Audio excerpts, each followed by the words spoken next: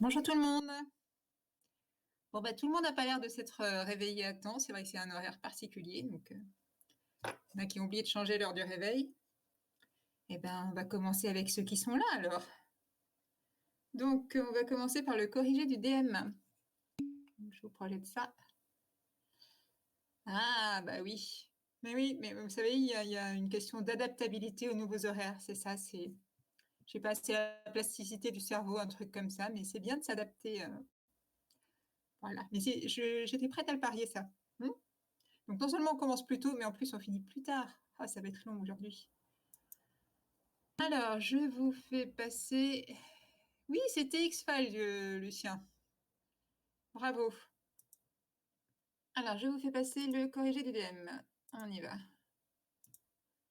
Donc, c'était le DM sur les chocs.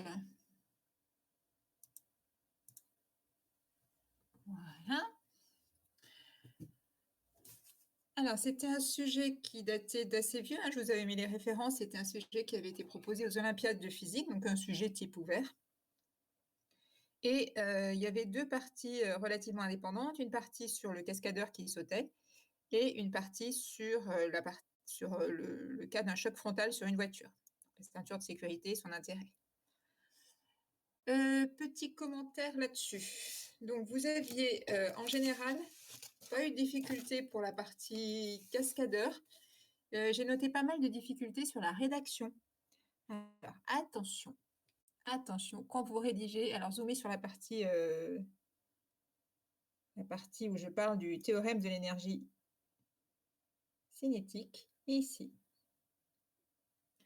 Donc, quand vous évaluez la vitesse par le théorème de l'énergie cinétique, vous devez bien indiquer sur quel déplacement vous faites le travail. Et donc, c'est sur ce que j'ai appelé moi la première partie.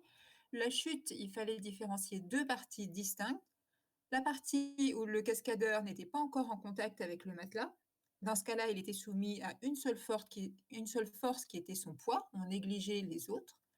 Et ensuite, la partie où il est en contact avec le matelas, et il y a une deuxième force à prendre en compte.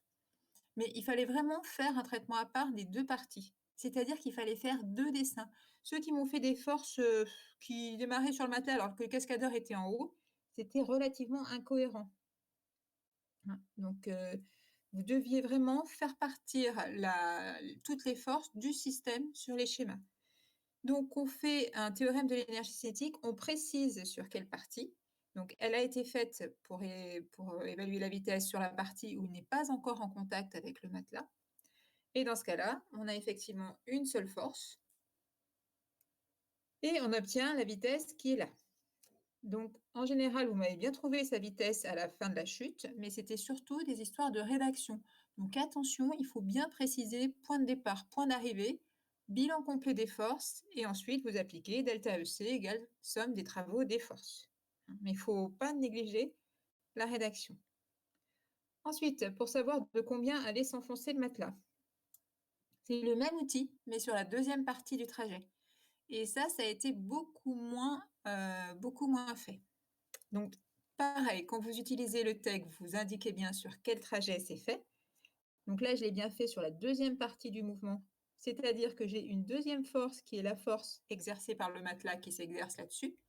Et le déplacement, c'est sur la distance qu'on cherche. Du coup, on obtient une expression et il faut exprimer ici la force exercée par le matelas. Donc, on a besoin d'avoir l'accélération. Vous avez une condition à fournir sur l'accélération. C'est ça qui vous permettait d'avoir la force exercée par le matelas. Donc, la condition sur l'accélération, ça vous disait qu'il fallait utiliser la deuxième loi de Newton. C'est un outil qui fait intervenir l'accélération. Et donc, on obtient une force et une hauteur de matelas qui est relativement importante. Alors, beaucoup d'erreurs là-dessus. En particulier, il y en a beaucoup qui m'ont dit que la vitesse V, c'était la distance, donc H1 qui était parcourue, sur le temps de la chute. D'accord, V étant ce qui avait été calculé au premièrement. Alors ça, c'est faux. C'est faux, c'est vrai dans un seul cas, c'est quand la vitesse est constante. Quand la vitesse est constante, c'est la distance sur le temps. Là, la vitesse n'est pas constante puisque c'est une décélération. Donc, c'est incohérent d'écrire ça. Et je l'ai vu quand même pas mal de fois. C'est une hypothèse qui vous conduisait à une hauteur de matelas qui était à peu près 2 fois plus élevée que celle-ci. D'accord? Mais n'utilisez pas vitesse égale distance sur le temps sans vérifier qu'il s'agit d'une vitesse constante. Ou alors, c'est la vitesse moyenne. C'est la vitesse moyenne pendant la phase de décélération. Mais comme on ne la connaît pas, ça n'avance pas. Alors, pour cette partie, donc cette partie était un peu plus facile que la suivante. Elle était plus facile à poser surtout. Donc, pour la suivante, donc l'énergie du choc. Vous m'avez souvent dit, la voiture se déforme pour amortir le choc. Ça reprend la phrase de l'énoncé. C'est bien. Ah, il y a tous ceux qui étaient en train de se dire, mince, ça commence tôt. J'espère que vous les avez avertis que le cours avait commencé. J'imagine que oui. Bienvenue à tous ceux qui arrivent. Donc, pour le deuxièmement, il fallait parler d'énergie du choc, puisque il va falloir, au cours d'un choc, dissiper une certaine quantité d'énergie. L'énergie, elle ne part pas, hein, ça se conserve. Donc, il vaut mieux que ce soit la carrosserie qui dissipe l'énergie plutôt que les passagers ou le chauffeur de la voiture. Donc, le mot énergie paraissait un petit peu indispensable. Bon, la question 2, normalement, pas de souci. La question 3. Alors, question 3, vous m'aviez fait un bilan des forces et très généralement, vous m'avez oublié la force de réaction du siège. Donc, attention, ne pas oublier cette force. Quand vous faites un bilan des forces, il faut indiquer toutes les forces. Si vous ne mettez pas la réaction, alors c'est même une réaction normale ici du siège du conducteur, mais le conducteur, il va avoir un mouvement vers le bas. S'il a un mouvement qui est horizontal dans cette direction, ça veut dire qu'en vertical, les forces se compensent. Mais ça ne veut pas dire qu'il faut pas dire, ça veut pas dire qu'elles n'existent pas. Donc, quand vous faites un bilan des forces, n'oubliez pas le poids, mais ça, vous l'oubliez pas. Et n'oubliez pas la force de réaction qui compense le poids. Hein, sinon, on s'enfonce vers le bas. S'il n'y a rien qui compense votre poids, vous tombez. Donc là, le mouvement était en horizontal. Ça veut dire qu'en vertical, la somme des deux forces verticales, ça faisait 0. Et la résultante des forces, c'était bien uniquement la force F qu'on cherchait. Alors, vous aviez pour cette partie plusieurs outils possibles, mais j'avais donné quelques indications sur le drive. Donc, vous aviez la vitesse initiale qui était fournie. Vous pouviez évaluer le delta T, la durée du choc, à partir des photos. Il y en a qui m'ont fait un détail en disant oui, alors à tel moment, on a tel.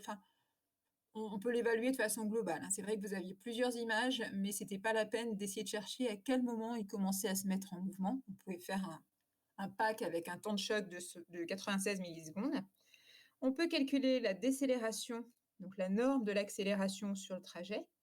Là, on peut bien faire l'hypothèse que c'est une décélération constante. Et donc la décélération, c'est delta V, la variation de vitesse, sur delta T, là, le temps nécessaire.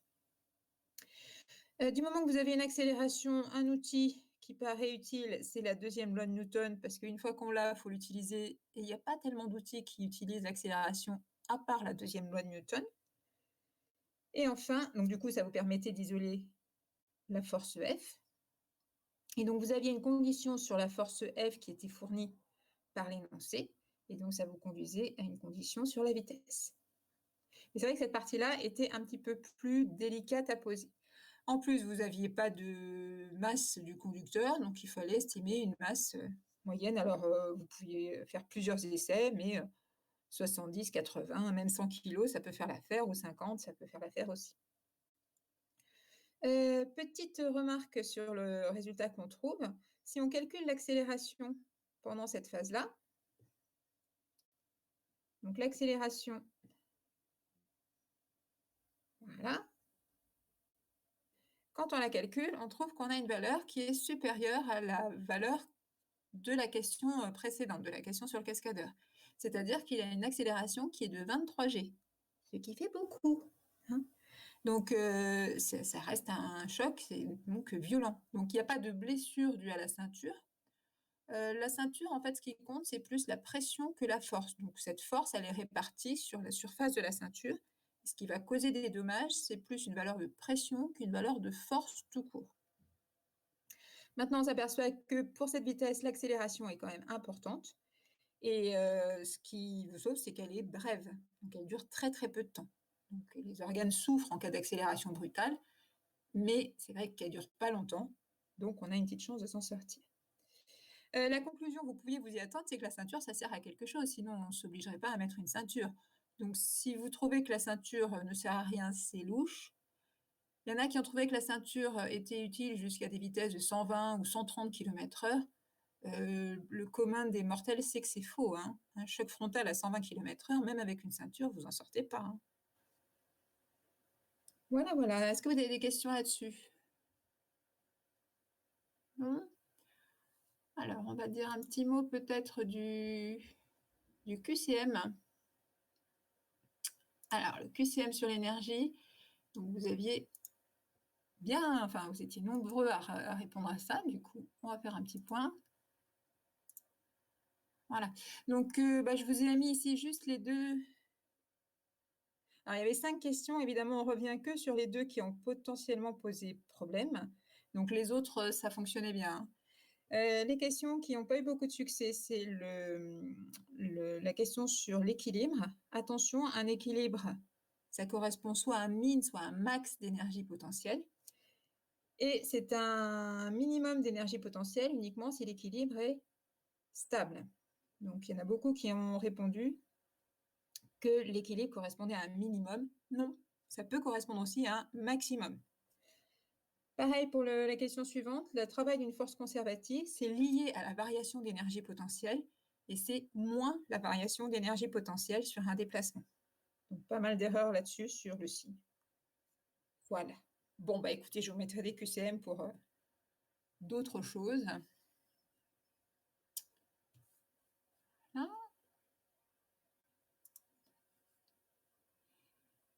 Alors, on avait dernier exercice de la feuille à voir. Alors, l'exercice de la feuille.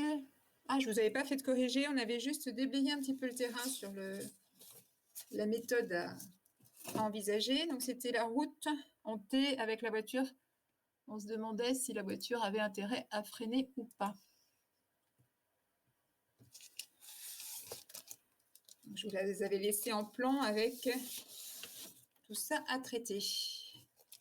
On va être bientôt au complet, dites-nous. Donc, on reprend les deux parties. La partie qui reliait la vitesse et la distance de freinage. Donc, sur cette partie-là, je vous avais dit il faut utiliser le TEC. Alors, je reprends sur un tableau blanc. Désolée, je n'ai pas gardé trace de celui qu'on avait projeté au départ. Donc, si vous appliquez le TEC avec F, la force de freinage, j'avais dû appeler F la force de freinage qui correspondait à la réaction RT, du sol. Vous avez dû trouver une relation en appliquant le TEC qui était la distance de freinage D était égale à 1/2 de la masse sur F fois V carré. Et donc, en fait, il faut vérifier que D sur V carré est une constante à partir des données numériques.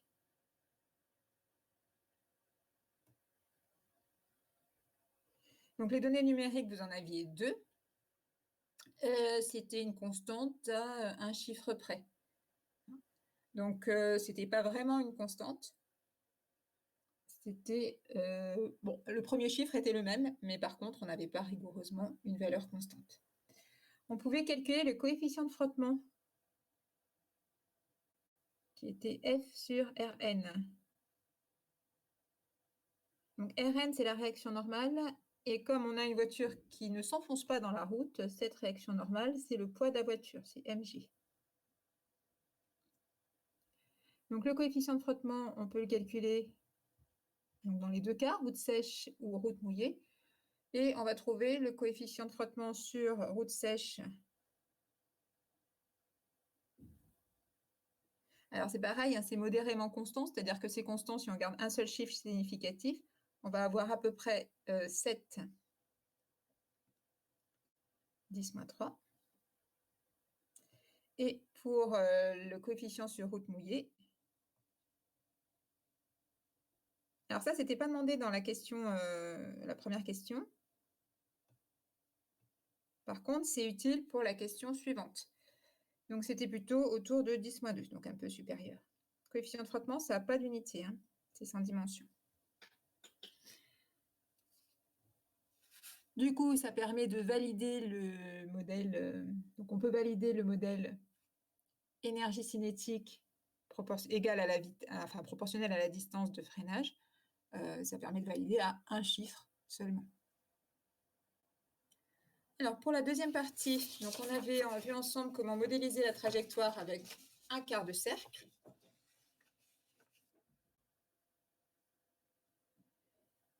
Et ce qu'on peut voir, c'est faire quelques petites applications numériques. Donc, je vous en donne quelques-unes. Alors déjà, je vous donne ce à quoi on doit arriver. Donc, on avait juste fait la liste des forces ensemble, c'est-à-dire qu'on avait toujours le poids, la réaction normale et la force tangentielle de réaction de la route. Donc, on va avoir comme outil somme des forces égale MA. Donc, ça, c'est pour le deuxièmement. Et donc, on va avoir mg plus Rn plus la force exercée par la route horizontalement. Donc, ça, c'est égal à ma. Les deux forces verticales se compensent. Et donc, on projette selon UR. Donc, on va faire une projection selon UR. Mais c'est quoi UR?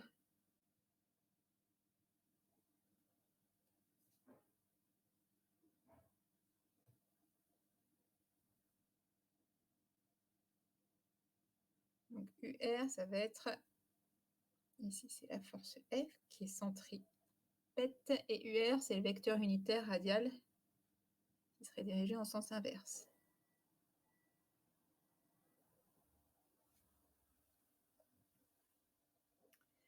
Donc, on projette la relation de Newton selon UR. La force F, elle est égale à V au carré sur le rayon de la trajectoire. Je vous passe quelques étapes. Cette force F, par ailleurs, on a F qui est égal au lambda précédemment calculé fois Rn. Et Rn, ça a la même norme que le poids.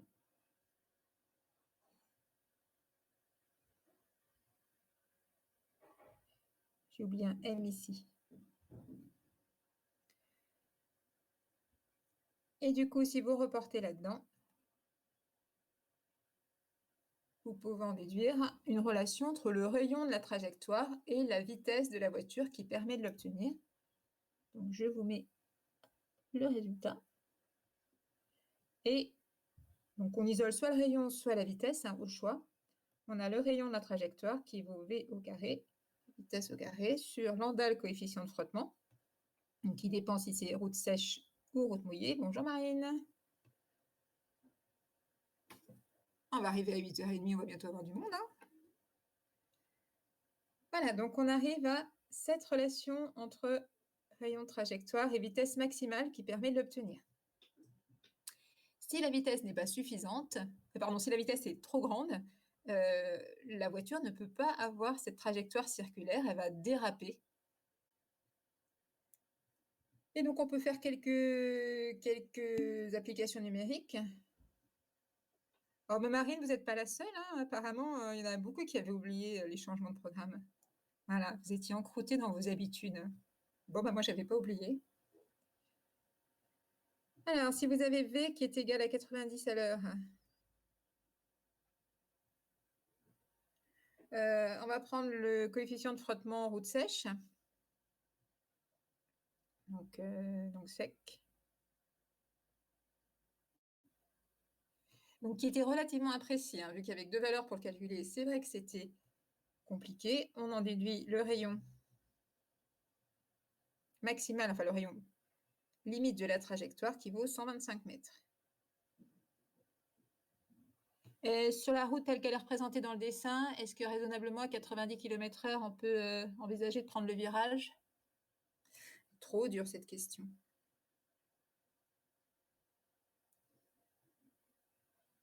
Je vous le conseille pas, moi. Non, manifestement, le rayon de la trajectoire est inférieur à 125 mètres. Donc, a priori, enfin, vu l'aspect, on se dit que c'était pas possible à 90 à l'heure. On peut prendre le problème à l'envers, c'est-à-dire qu'on peut imposer le rayon et regarder à quelle vitesse maximale on peut le prendre. Donc, réciproquement, si on impose, je vais changer de couleur. Donc, si vous imposez un R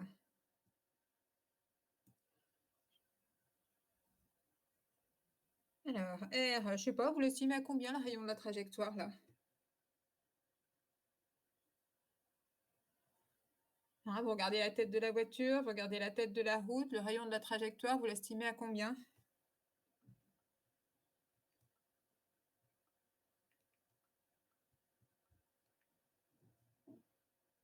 Personne n'estime rien.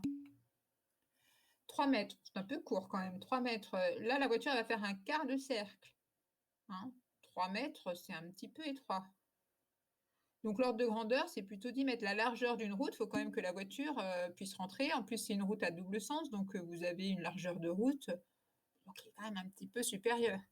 Bon, si on estime l'ordre de grandeur à 10 mètres, à ce moment-là, on va calculer la vitesse V avec la même formule qui est encadrée, hein, sauf qu'on isole la vitesse. Et on va avoir une vitesse V, sauf erreur de ma part, qui vaut, alors toujours sur route sèche, 30 km/h.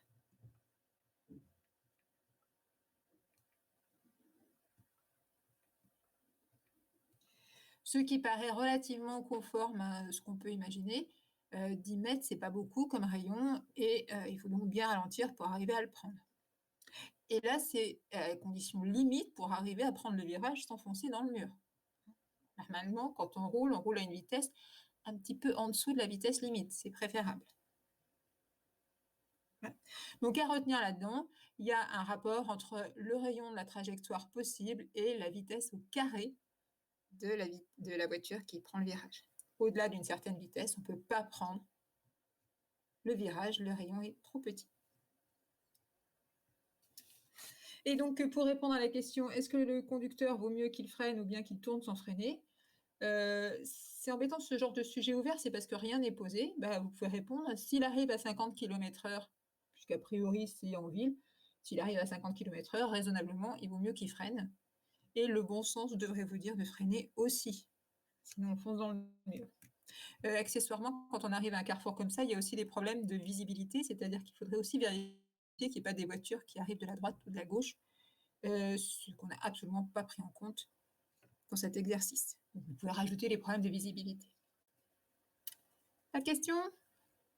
Une fois, deux fois? Alors du coup, on va poursuivre sur la chimie orga. On va finir le chapitre.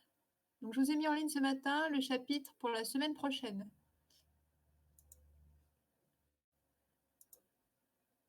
Alors, il va arriver. Hop. C'est pas le chapitre qu'on commencera demain. Hein. Je vous avais déjà envoyé le chapitre pour demain. C'était sur les additions électrophiles. Donc là, on en était à la partie oxydoréduction. Alors ça, on l'avait vu. Toc. Et donc, on avait vu un certain nombre d'exemples. Enfin non, on ne les avait pas vus. Je vous ai dit, attention, il y a un certain nombre d'exemples à connaître. Non, ça, c'était fait. Voilà, on était là. Il y avait une petite faute sur le poly. Vous corrigez ça. Il y avait une petite faute ici. Je vous ai dit, attention, quand vous repérez les réactifs, vous repérez le pair quelque chose. Sauf que dans l'énoncé, il n'y avait pas de pair quelque chose, il y avait un X mal placé. Donc ici,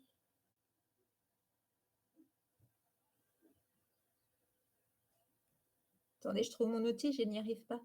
Ici, c'est pas un pexoxyde, c'est un peroxyde.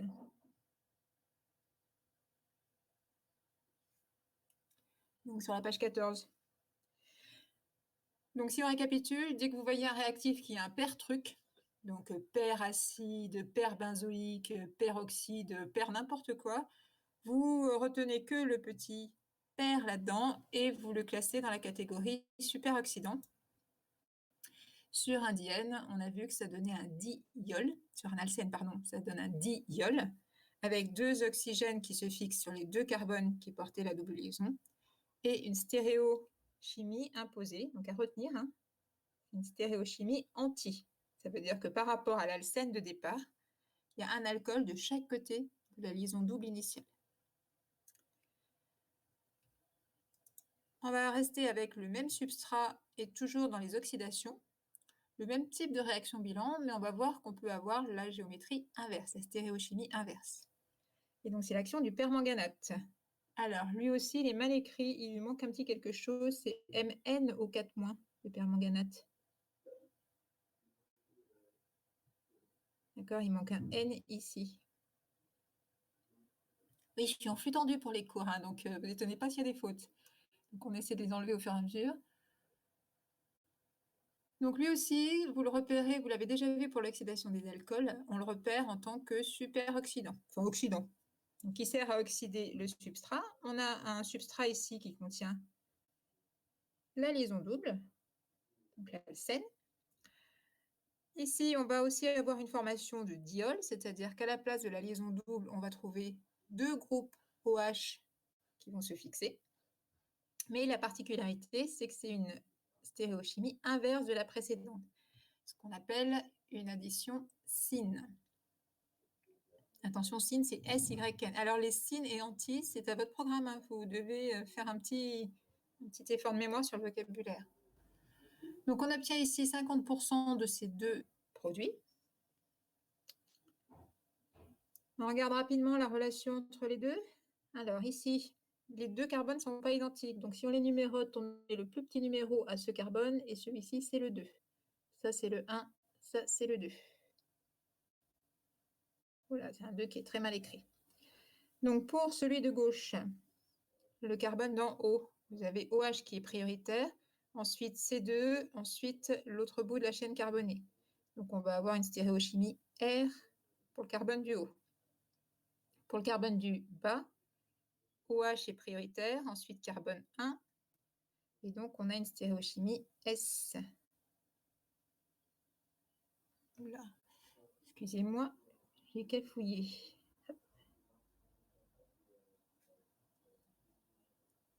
Donc c'est 1R, 2S. Bonjour Alexandre. Ah, on va finir par être complet. Non, il nous manque encore 2 personnes.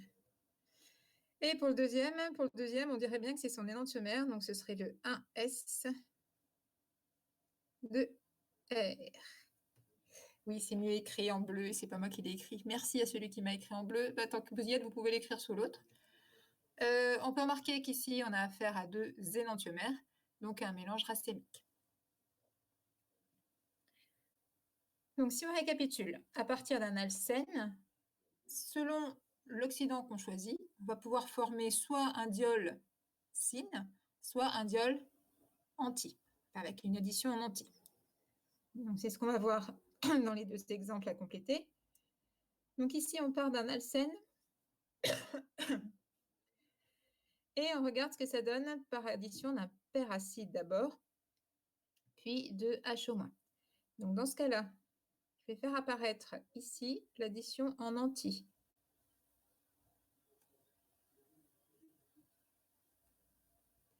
Donc là, je fais apparaître en rouge ce qui change, et là, je fais apparaître les liaisons avant-arrière.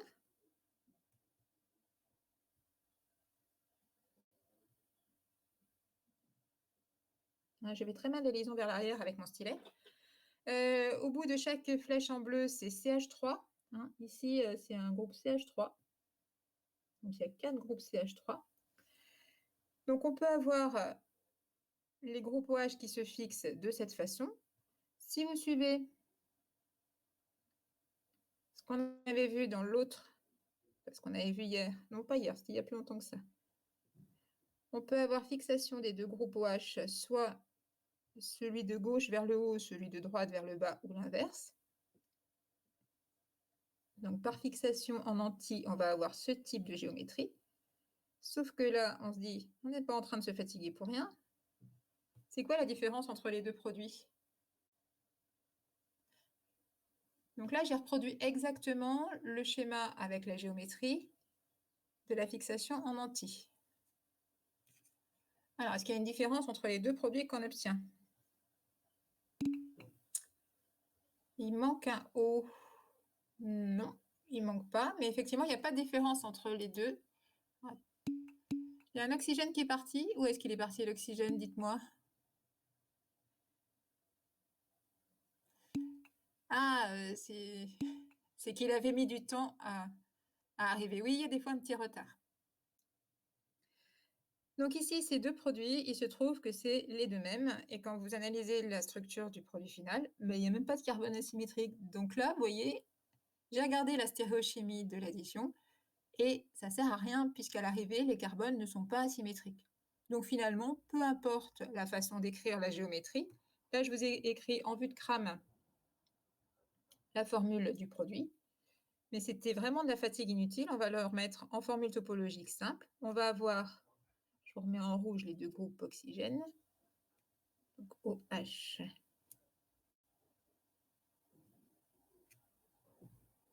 Et on laisse en bleu ce qui est inchangé. Donc là, j'ai écrit tout à plat. D'accord? Donc il y a un certain nombre de cas où c'est pas la peine de chercher à rajouter des liaisons en avant ou en arrière. Avec le permanganate MnO4-, donc j'en suis à la deuxième flèche, on aurait une addition avec fixation des deux groupes OH du même côté de la liaison double. Voilà. Donc je vous fais une version en vue de crâne avec les liaisons avant-arrière.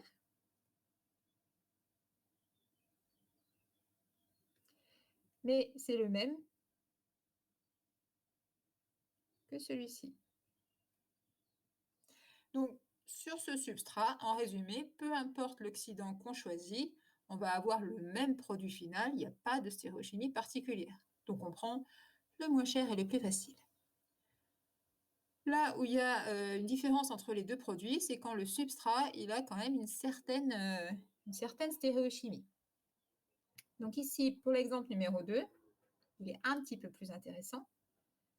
Donc dans cet exemple, vous avez un alcène ici qui a une stéréochimie comment? C'est quoi déjà la stéréochimie d'un alcène? Qu'est-ce que vous entendez par stéréochimie? Et déjà, où est la fonction alcène? Puisque là, il y a 4 liaisons doubles si vous analysez la molécule. La fonction alcène, c'est ici. Alors non, justement, ce truc-là, je suppose que c'est ça que vous appelez la queue. Ce n'est pas un alcène, c'est un noyau aromatique. Donc celui-ci, vous n'y touchez pas. Interdit, c'est sacré, c'est un noyau phényl, vous ne touchez pas à ça. Donc on va juste lui abréger sa notation. Alors Alexandre, il faut choisir entre Z et E. Donc c'est pas Z et E, c'est Z ou E, et j'attends la bonne réponse. Oui, E. Donc là, l'alcène de départ est E. Et vous avez deux substituants. Pour le réécrire pour la suite, je réécrirai uniquement pH à la place de phényl. Et vous voyez, je lui ai mis cette petite patte qui pendouille, ça veut dire que je vais l'accrocher quelque part. Tant qu'on y est à la notation des substituants, celui-ci, on peut aussi l'appeler ET. Donc ET, c'est le groupe éthyle, et il est accroché. Donc je lui fais apparaître sa petite patte. La petite patte, vous pouvez la mettre en haut, en bas, à gauche, à droite, hein, c'est comme vous voulez. Allez, on y va. On regarde déjà ce que donne cet alcène en présence de permanganate d'abord. Attention, c'est le permanganate le premier. Donc, on va faire un dessin en faisant apparaître comment c'est fixé, comment se sont fixés les deux oxygènes. Les deux oxygènes se fixent du même côté de l'alcène de départ. Donc, on commence comme ça. Et il y aura deux dessins à faire, hein, puisqu'on va avoir 100% de chaque. Après, je prépare les liaisons avant-arrière pour les substituants. Donc, ce que je vais mettre ici en bleu, c'est tout ce qui était au départ sur l'alcène. Sur le carbone qui est à gauche, il faut que je mette un phényl et un hydrogène. Il y a un hydrogène qui n'est pas représenté ici, parce que c'est du topologique, mais il y a un hydrogène de chaque côté.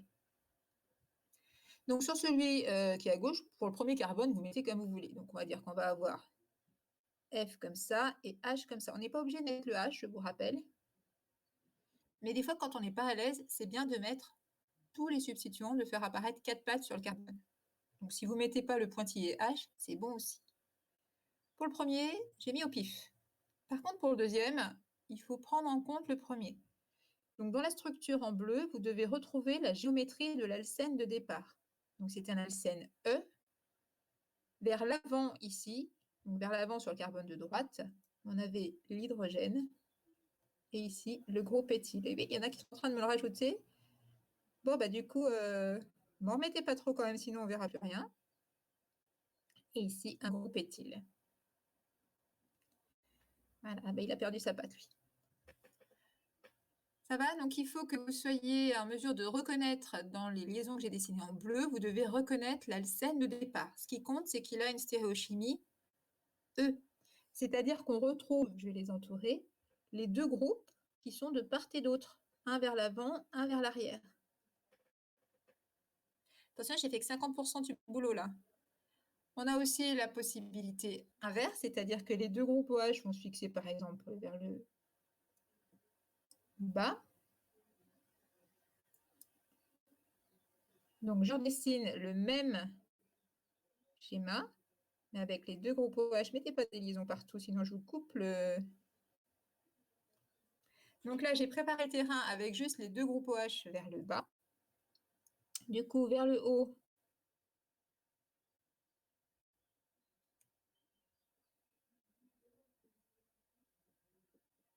on va retrouver ici, c'est symétrique pH et H. Et vers... Alors du coup, sur le carbone de gauche, je vous laisse compléter. En espérant que vous compléterez bien. Donc vous avez deux trucs à compléter. Il faut mettre sur le carbone de gauche éthyle et H.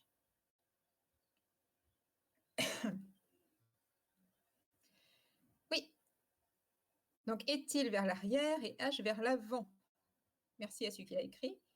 Donc on retrouve ici, je les entoure, les deux gros substituants. Ils sont de part et d'autre. Les dessins, c'est juste ici pour faire apparaître la géométrie. Maintenant, vous pouvez le tortiller la molécule comme vous voulez, hein. Mais c'est bien de faire apparaître le lien entre le départ et l'arrivée. Donc là, bougez pas trop. Au niveau des proportions, on a 50% de chacun de ces deux-là. Et donc, on a un mélange ici de deux énantiomères. On laisse tomber la géométrie RS, mais vous pouvez regarder, c'est 50%. On a à nouveau un mélange racémique.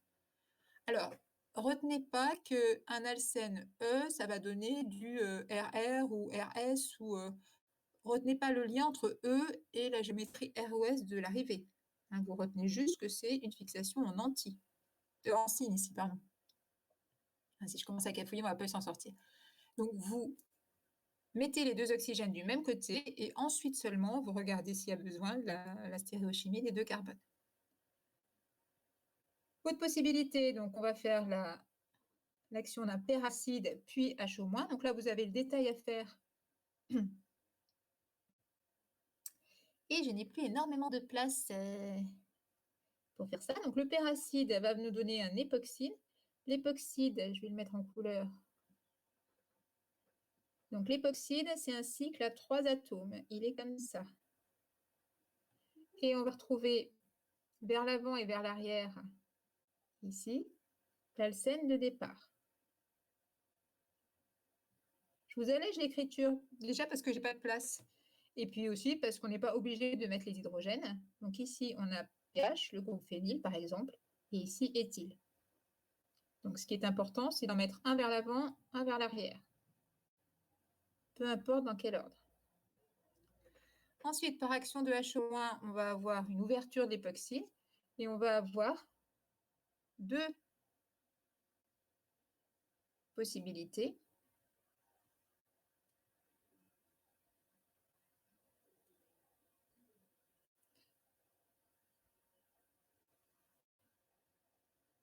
Ça l'arrondit sans que je sois d'accord.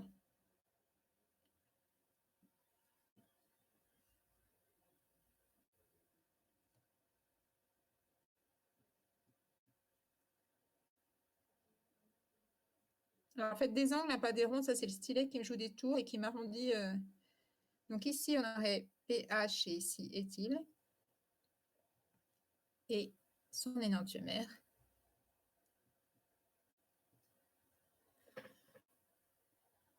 Et là, je vous ai mis, je vous ai pas mis surtout les hydrogènes. Par rapport à l'exemple précédent, on obtient les deux autres stéréoisomères. Et là encore, c'est un couple de deux énantiomères. On a 50% de chaque. Je n'ai plus la place de l'écrire, mais à chaque fois, c'est 50% de chacun des deux. Il y a autant de chances d'avoir l'un que l'autre. À quoi ça sert? Eh bien, écoutez, ça sert à choisir. C'est toujours embêtant d'avoir un mélange dans une réaction chimique. Donc, quand on a un mélange de plusieurs produits, après, il y en a souvent un seul qui est intéressant, il faut faire du tri. Là, l'intérêt, c'est que pour cette réaction, on pourrait avoir 4 stéréoisomères à l'arrivée. Et suivant le substrat, enfin suivant le réactif qu'on choisit, suivant l'oxydant qu'on choisit, on va en sélectionner que 2. On en aura 2 et pas 4, c'est toujours mieux. Alors, la suite. Donc la suite, c'est toujours dans la même chose, c'est ce qu'on appelle une rétrosynthèse. Rétrosynthèse, c'est l'inverse d'une synthèse. Je vous donne le produit final et il faut revenir en arrière, donc trouver le substrat qui permet d'obtenir ce produit. Donc il y a plusieurs possibilités. On retient le squelette carboné qui ne doit pas changer. On repère qu'ici, on a 2 groupes OH qui sont fixés sur la molécule. Et on devait avoir une liaison double qui était entre les 2 groupes OH qui sont maintenant présents. Donc le squelette de la molécule est conservé. Ça reste vers l'avant.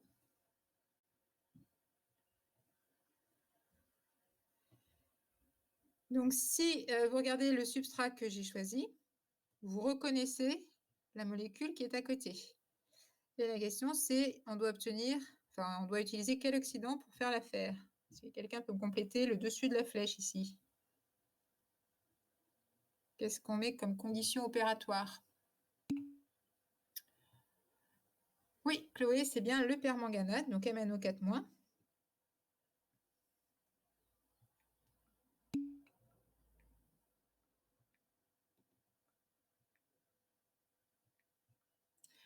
Donc le permanganate, alors le permanganate, je rappelle que c'est un anion, hein, donc il n'est pas tout seul, il arrive à associer à l'ion K+. Pourquoi, demande Clarisse? Parce qu'on voit que les 2 oxygènes sont du même côté. Ici, ils sont tous les 2 vers l'arrière. Donc s'ils se sont fixés du même côté, ça veut dire que c'est une addition de type syne. Donc c'est pas avec le péracine, c'est donc avec le permanganate. En revanche, est-ce qu'on obtient uniquement ce produit quand on fait réagir du permanganate? Parce que là, sur le dessin, donc sur le produit formé, les 2 sont vers l'arrière. Est-ce qu'on ne peut pas avoir une autre possibilité? Donc on va compléter en rajoutant le substrat. Oui, il manque l'énantiomère. Alors, Axel, non, ce n'est pas l'énantiomère, on y revient juste après. Les 2 vers l'avant, Romane, oui, c'est ça. Donc, on va avoir aussi, on n'aurait que 50% de ce produit, mais on aurait aussi 50% de son... Oui, effectivement, Axel, vous avez corrigé, c'est le diastéréoisomère. Bon, on le dessine, on voit un petit peu la relation entre les deux. Donc, on va avoir la possibilité d'avoir les 2 oxygènes qui sont fixés vers l'arrière ou vers l'avant.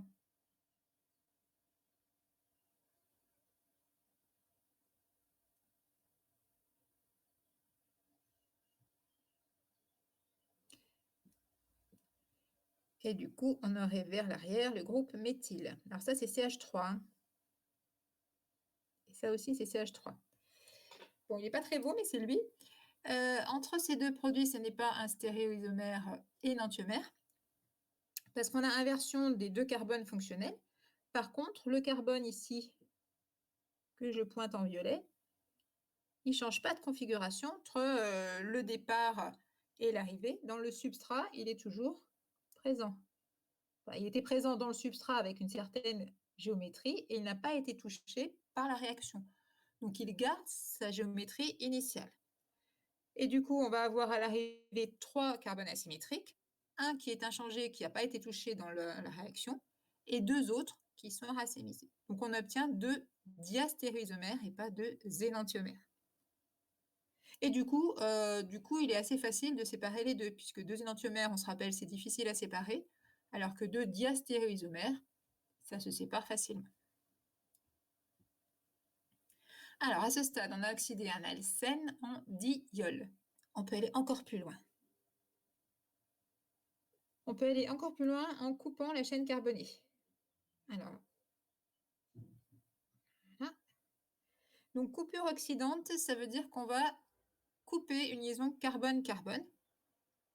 Et on a un oxydant. Alors, je suis désolée, hein, c'est pas moi qui ai fait les programmes, mais c'est dans votre programme. Vous devez connaître l'oxydant de l'acide periodique.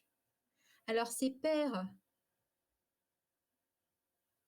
sans accent sur le E, c'est pas périodique comme le tableau périodique, c'est périodique comme on avait les peroxydes. Vous vous rappelez? Donc, c'est le même type d'oxydation.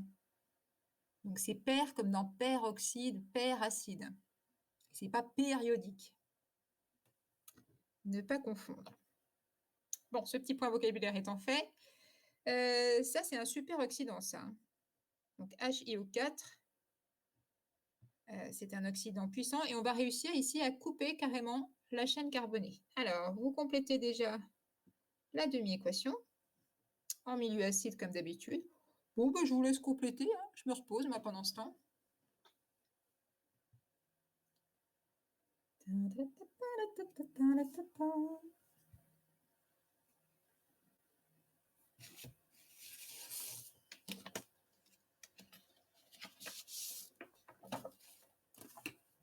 On complète, mais on complète pas vite, hein. Il y a peut-être besoin d'un petit peu d'eau vu qu'il n'y a pas le même nombre d'oxygène de chaque côté. Donc attention. Alors, il y en a qui tentent.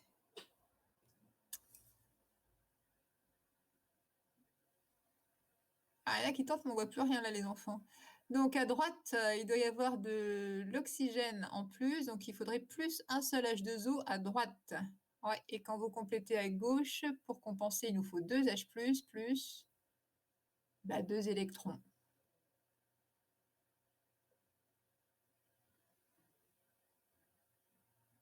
Ok. Donc, je rajoute des choses dans une autre couleur. HiO3 plus H2O, il nous faut.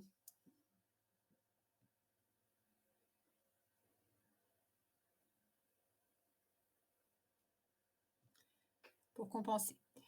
Donc, c'est un oxydant qui va réussir à couper la liaison entre les deux carbones fonctionnels. Alors, schématiquement, attention. Il faut un petit peu photographier le truc. On va faire un découpage. Alors, le schéma qu'on va faire. Attendez, j'essaie de faire un zoom sur ma feuille. Vous savez que je prends un petit peu de temps. Donc, je redessine un diol. Donc, je vais le dessiner comme ça. Et ce diol, il va y avoir des groupes à côté qu'on va appeler ABCD.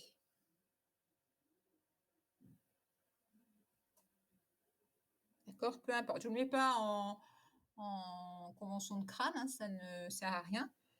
On va faire une coupure. Donc, vous imaginez un petit coup de ciseau à cet endroit-là. Donc, ça découpe et on va remplacer les deux fonctions alcool par deux fonctions carbonyl, c'est-à-dire que la fonction alcool est remplacée par une liaison double CO. Je vais laisser en bleu ce qui ne change pas. D'un autre côté, on va avoir C, D. Donc ça, c'est pour le morceau de gauche. Plus.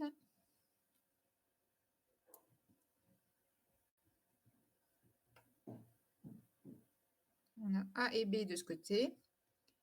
Et une fonction carbonyle ici.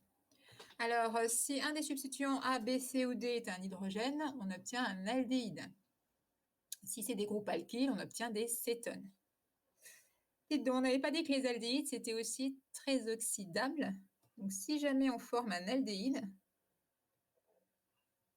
Comme vous avez vu dans la partie oxydation des alcools, une fois qu'on a formé un aldéhyde, c'est un milieu qui est très oxydant et on va former assez rapidement l'acide correspondant. Donc vous retenez le schéma, on a coupé ici entre les deux carbones. Donc on change le squelette carboné de la molécule. Quelques petits vrais exemples. Donc on repère déjà les deux fonctions ici et là. Donc le diol vicinal et on va couper entre les deux. Et on va regarder ce qui reste. Alors, on va voir ici. Je prépare déjà mes deux carbonyles qui vont remplacer le petit zigzag en violet. Ici et là, on va mettre ce qui reste. Donc, on va avoir ici le groupe CH2, CH3 et le groupe CH3. Et de l'autre côté, on va avoir CH3 et ici H.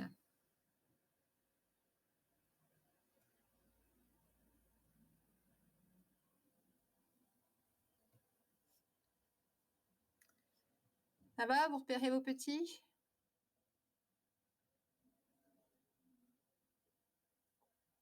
Donc, comptez bien les carbones entre le départ et l'arrivée, c'est important. Donc, ceci, pour ceux qui ne l'ont pas vu, c'est ceci. Voilà. Alors, on s'aperçoit qu'ici, ceci, c'est un aldéhyde. Donc, l'aldéhyde va continuer à s'oxyder. Et du coup, on peut attendre la suite de l'oxydation. L'acétone de gauche, elle reste sous forme cétone. Je vais pouvoir vous la réécrire en plus jolie. Parce qu'elle était quand même très moche. Voilà. Donc là, je vous l'écris en ligne. Ça, c'est égal à ça. Plus l'aldéhyde numéro 2, il va continuer à s'oxyder. Et donc, il va donner CH3 COOH. Donc là, je vous l'écris en formule semi-développée et vous pouvez aussi avoir la version topologique si vous préférez. Donc dessus et dessous, c'est la même chose.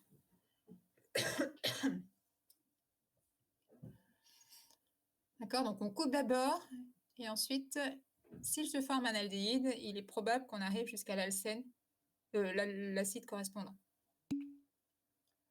Il vient d'où l'oxygène? Il vient de l'oxydant. Ah non, le terme oxydation, d'ailleurs, à la base, ça correspondait à une addition d'oxygène. Il y avait plus d'oxygène à l'arrivée qu'au départ. Donc maintenant, on a généralisé le terme oxydation. Il peut très bien y avoir des oxydations sans oxygène du tout.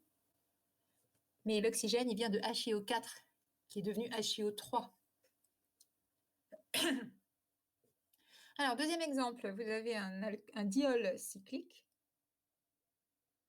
Donc, on repère les deux fonctions alcool, qui sont ici et là. Et on repère à quel endroit on va couper la molécule, donc ici. D'accord, donc la rupture va avoir lieu sur le petit zigzag en violet.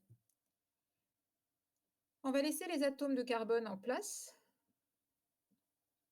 Et donc, je vais les redessiner à la même place. Et j'ai juste ouvert une partie du cycle. Et on va avoir à la place une liaison double CO. D'accord? Donc, on obtient ici deux fonctions aldéhydes que j'entoure en violet. Donc là et là, c'est des aldéhydes.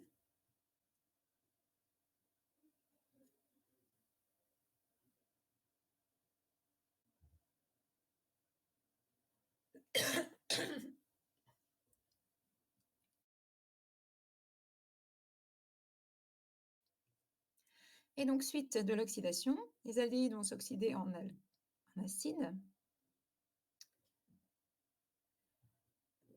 Excusez-moi.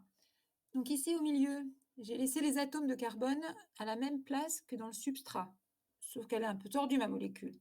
Donc là, je vais la redessiner en version topologique normale, c'est-à-dire avec le zigzag. Pour ça, faites attention, on a vite fait de perdre des atomes de carbone en route. Donc, je vais les numéroter. Ici, on a 1, 2, 3, 4, 5, 6. Ça ne sert à rien de numéroter, hein, c'est juste pour vous permettre de vous repérer. Donc, on a une structure avec 6 carbones. Quand vous faites du topologique, je vous conseille de poser votre stylo, vous dites 1 et vous allez faire un zigzag en comptant jusqu'à 6. Alors, je le fais. Posez mon stylet, je dis 1, 2, 3, 4, 5, 6. Donc ça, c'est mon zigzag, il contient 6 carbones. L'oxydation de l'aldéhyde, ça va donner un acide.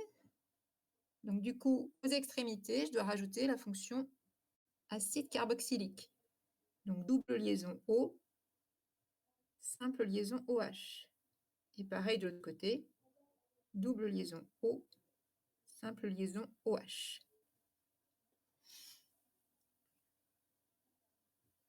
En chimie organique, vous avez le droit de tortiller les chaînes carbonées comme vous voulez. Et si vous regardez comment j'ai positionné la chaîne dans la partie intermédiaire, c'est bien de faire le lien entre le substrat et le produit. Donc c'est bien de laisser les atomes de carbone en place. C'est bien pour vous parce que ça vous permet de comprendre la chaîne, et c'est bien en général parce que pour la même raison. Donc à ce stade, on a vu des réactions d'oxydation.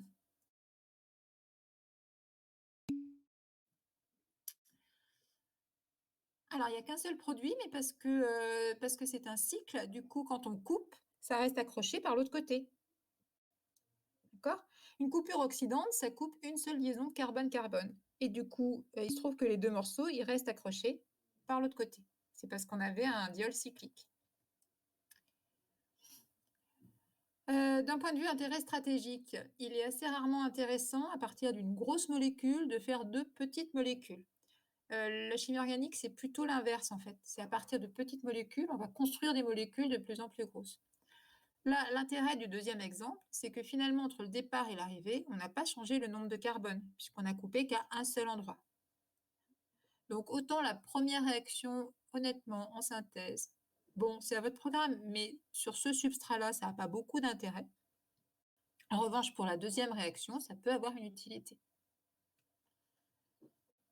Donc, à ce stade, on a terminé pour les réactions d'oxydation. On va voir le cas inverse, donc quelques exemples de réduction d'un substrat. Donc, vous n'avez que 2 exemples à connaître. Et d'abord, la réduction d'un carbonyle en alcool. Donc, carbonyle, on rappelle, c'est cétone ou aldéhyde.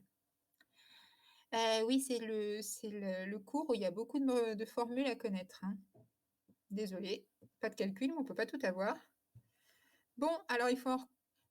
Dans la partie précédente, vous avez dû reconnaître un certain nombre de réactifs en tant qu'oxydants. Vous mettez l'étiquette oxydant dessus. Là, c'est un peu pareil. Il va falloir reconnaître des réactifs et leur mettre une étiquette réducteur.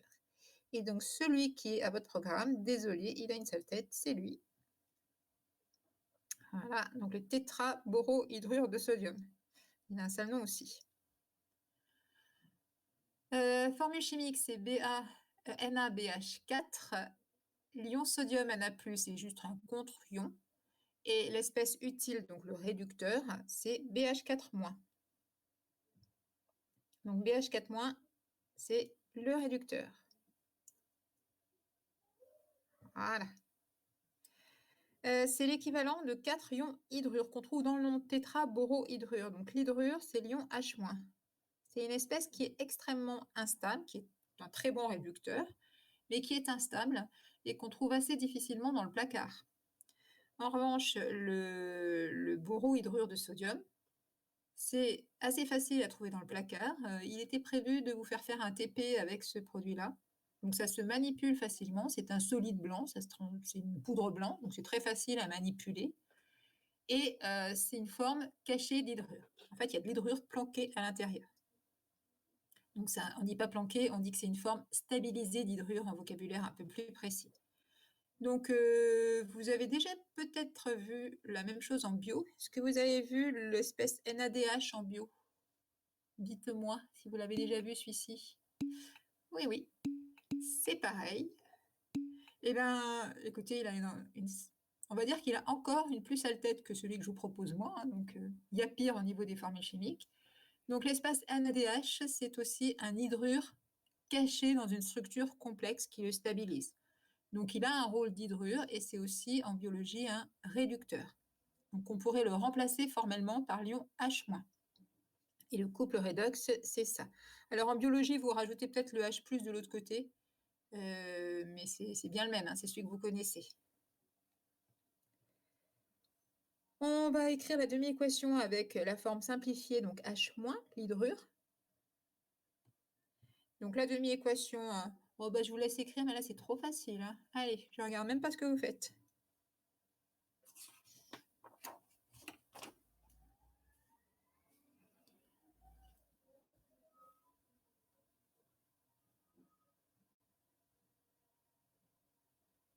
Ouais, il faudrait 2 électrons, là, j'en vois qu'un. Voilà. Alors, adjugé pour la demi-équation, avec le couple NAD plus NADH, vous l'avez peut-être écrit en bio. Bon, on va pas le faire, hein. Et avec BH4- et H2, c'est pareil, on peut l'écrire, mais ça fait une équation plus compliquée. Donc, formellement, c'est comme si on travaillait avec l'ion H-. Ah, bonne question, Axel, on met des égales ou des flèches? Ça m'est égal. Vous pouvez mettre égal, ça va dans les deux sens. On va aller effectivement dans le sens de... c'est l'hydrure qui est notre produit de départ. Mais pour les demi-équations, vous mettez comme vous voulez. Double flèche égale. Alors, on y va. Donc attention, ça va réagir sur une cétone ou un aldéhyde et ça va conduire à un alcool. Donc formellement, c'est l'inverse de la réaction d'oxydation d'un alcool. On a vu comment oxyder un alcool. Bah là, c'est l'inverse. On voit comment réduire un carbonyle pour former l'alcool. Donc comme ça, vous aurez vu les deux sens, soit oxydation, soit réduction, avec des espèces oxygénées. Alors, on voit sur un exemple ici, parce que un exemple simple, on part d'une cétone au départ. Alors ça peut être soit une cétone, soit un aldéhyde. Avec un ABH4, on va former un alcoolate. Je vous mets où c'est fixé l'hydrogène.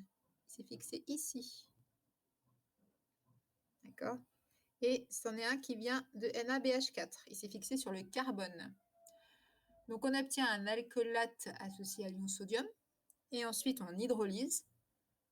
Quand on hydrolyse l'alcoolate, ça transforme en alcool et c'est une réaction de type acido-basique.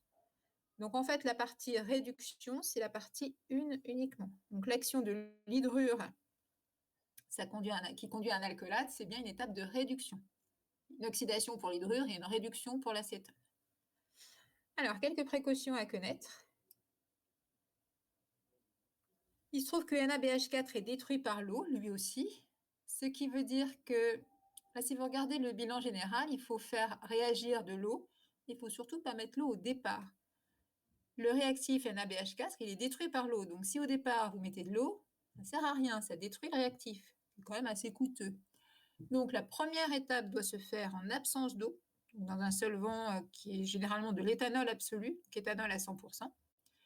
Quand la réaction 1 est terminée, à ce moment-là seulement, on rajoute de l'eau pour faire l'hydrolyse. Mais surtout, pas tout mettre en même temps. Donc c'est une manipulation que vous auriez dû faire. Vous mettez d'abord l'hydrure, vous touillez, vous laissez la réaction se faire, et à la fin, vous mettez une bonne rasade d'eau, et ça vous donne l'alcool correspondant. Alors, si on regarde la différence entre le départ et l'arrivée, entre la cétone et l'alcool, on a rajouté 2 hydrogènes. J'en suis ici. Ces 2 hydrogènes ne viennent pas tous les deux du même endroit. La première étape apporte l'hydrogène qui est associé au carbone. C'est ce que je vous ai mis en rouge sur le que je viens de vous rajouter. Et la deuxième étape, l'eau amène de l'hydrogène aussi, et c'est l'hydrogène qu'on va retrouver au final sur l'oxygène.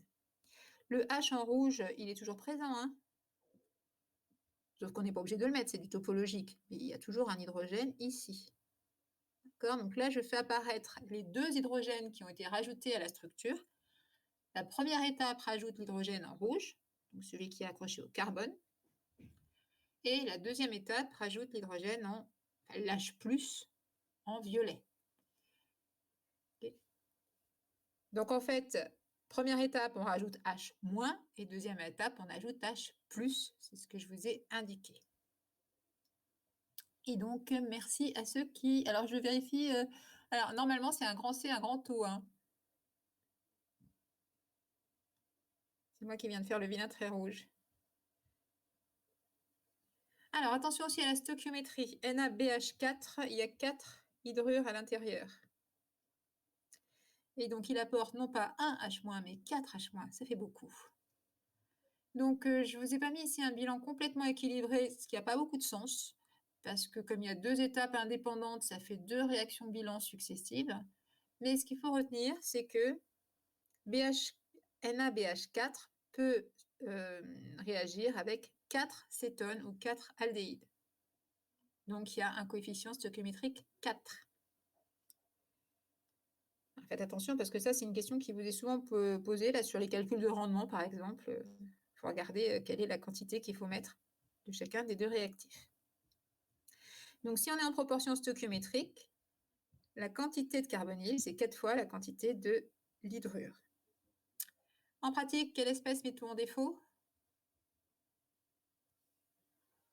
C'est laquelle qu'on met en défaut? Oui, toujours l'acétone, toujours le substrat. Donc, en fait, celui-ci est en excès. En pratique, on le met même en large excès parce que vous n'avez pas fait la manip, mais ceux qui font cette manip voient que des fois, la poudre blanche, elle n'est pas très poudreuse. Ça fait des espèces de gros blocs qui sont bien agglomérés. Et en général, c'est signe que c'est une espèce qui a déjà un peu réagi avec l'eau.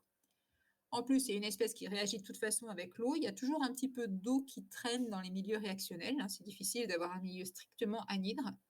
Donc, du coup, on en met en général 2 fois plus que nécessaire. On ne lésine pas. Mais en règle générale, c'est bien toujours le substrat qui est normalement en léger défaut. Dans ce cas de figure, on le met plutôt en large défaut. Large, ça ne veut pas dire 10 fois plus non plus. Hein.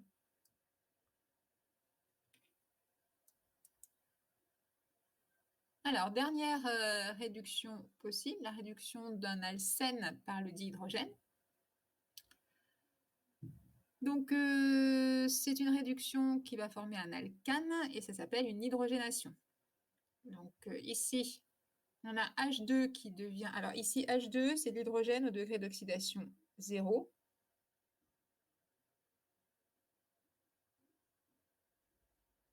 Voilà. Donc, ici, on a H qui est au degré 0. Et une fois qu'on a hydrogéné un alcène, H revient à son degré d'oxydation normal, c'est-à-dire au degré +1. Donc, l'hydrogène est oxydé dans la fer, il passe de 0 à 1, et donc le substrat, lui, est réduit. Donc, c'est une addition de H2. En pratique, alors moi, il n'y a pas de réactif bizarroïde ici. Donc, on met simplement le dihydrogène sous forme de gaz. Et on ne le fait pas au lycée, déjà parce que le dihydrogène, c'est un gaz, c'est embêtant à manipuler. Ensuite, parce que c'est aussi un gaz très inflammable, voire explosif, donc c'est dangereux à manipuler. Et en plus, parce qu'il faut des catalyseurs spécifiques qui sont difficiles à obtenir. Donc du coup, ça, c'est pas une réaction qu'on peut faire en pratique au laboratoire au lycée. La réaction donc, est toute simple, hein, vous en avez quelques exemples, mais ce qu'il faut retenir, c'est que c'est une réaction qui est plutôt lente. Donc il est difficile de faire ça. Ça veut dire qu'on est obligé d'utiliser des catalyseurs. Les catalyseurs, ils sont des solides. Donc c'est de la catalyse hétérogène. Le catalyseur est un solide. Le réactif d'hydrogène, il est gazeux. Et il y a en plus le substrat à rajouter. Donc c'est hyper hétérogène en fait. Donc les solides, quand on veut les faire réagir, ils ne sont pas sous forme de blocs. Hein. C'est une poudre extrêmement fine, avec une grande surface spécifique. Et vous avez plusieurs catalyseurs possibles pour faire ce type de réaction. Alors, il y en a quelques-uns. Pareil, il faut reconnaître ces trucs-là et les cataloguer parmi les catalyseurs. Donc, parmi les catalyseurs les plus courants, ce n'est pas une liste exhaustive, vous avez du nickel, du platine ou du palladium. Alors, nickel, c'est un métal assez courant. Le platine et le palladium, ça commence à être des métaux relativement précieux. Des fois, vous avez des petits accessoires, on vous met à côté qui sont le nickel, par exemple, c'est nickel de Raney, le plus fréquent. Bah, c'est du nickel, hein, sauf qu'il n'a pas l'aspect d'une pièce de 1 euro qui contient du nickel. Ça a plutôt l'aspect d'une poudre bien noire parce que c'est très très fin. Donc, vous retenez nickel, platine, palladium. En gros, des métaux, c'est même des métaux de transition du bloc D. Ils vont servir de catalyseur à la réaction d'hydrogénation. Donc la réaction, du moment que c'est une catalyse, ça se produit sur la surface du catalyseur. Les deux hydrogènes, donc le dihydrogène H2 s'accroche au catalyseur. Les deux hydrogènes sont accrochés en même temps. Le substrat arrive, ça se fait sur la surface du catalyseur. Et donc nécessairement, les deux hydrogènes vont se fixer du même côté de la scène de départ. Donc c'est ce qu'il faut retenir de la stéréochimie. C'est une stéréochimie spécifique SYN. D'accord ? Alors, vous avez quelques petits exemples pour mieux fixer les choses. Donc, vous avez un alcène plus le dihydrogène. Les deux groupes, enfin les deux hydrogènes se fixent du même côté. Ça paraît logique, hein, c'est pas, il y en a un qui se fixe d'un côté, puis la molécule se décroche, se retourne et s'accroche de l'autre côté. Donc, tout se fait en même temps. Les deux hydrogènes se fixent en même temps et ça justifie la stéréochimie. Donc, vous avez ici deux produits possibles, 50% de chaque. Et donc, pour ceux qui ont du mal à voir sur les formules topologiques, vous avez les deux hydrogènes accrochés qui sont là. Donc, soit tous les deux en arrière, soit tous les deux en avant.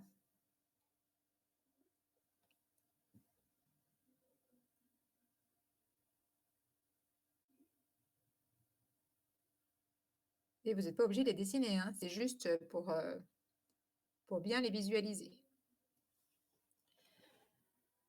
Donc, dans ce cas-là, il se trouve qu'on obtient aussi, pour cet exemple-là, un mélange de deux énantiomères.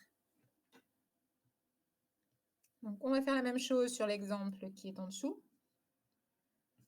Alors, attention sur l'exemple qui est en dessous. Ah, il n'y a rien qui s'écrit pour Marine. Est-ce qu'il y en a d'autres qui ne voient rien s'écrire?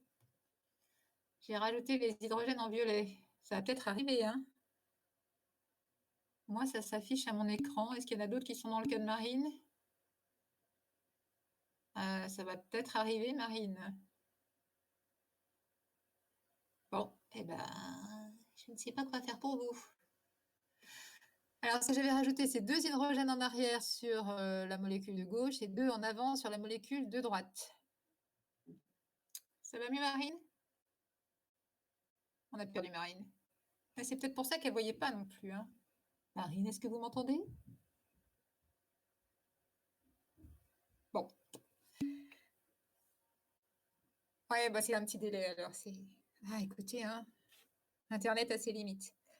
Donc, exemple numéro 2. Sur le substrat, vous avez un certain nombre de doubles liaisons. On en trouve 4. Attention, on ne touche pas à la partie phényl. On n'y touche pas et on va même l'appeler pH pour éviter d'avoir un truc trop grand. Donc, vous avez la version topologique du phényl et retenez, pour vous, alors on peut toucher au groupe phényl, hein, au noyau aromatique, mais pas vous, vous n'y touchez pas. Donc, aucune des réactions que vous verrez cette année ne modifie un noyau aromatique. Du coup, la seule double liaison qui est à modifier, c'est celle qui est en dessous. Il est Z ou il est E, celui-ci, dites-moi?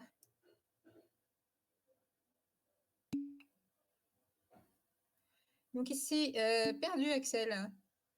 Voilà, bah c'était un piège. En fait, il faut regarder les deux groupes prioritaires sur les deux carbones. Il y en a deux qui sont identiques. Il y a deux groupes éthyl, mais sur le carbone du haut, le groupe éthyl, il n'est pas prioritaire. Donc ici, celui-ci a une géométrie Z. On va former un alkane. Donc on va mettre ici en évidence les deux hydrogènes qui se fixent soit vers le haut, soit vers le bas.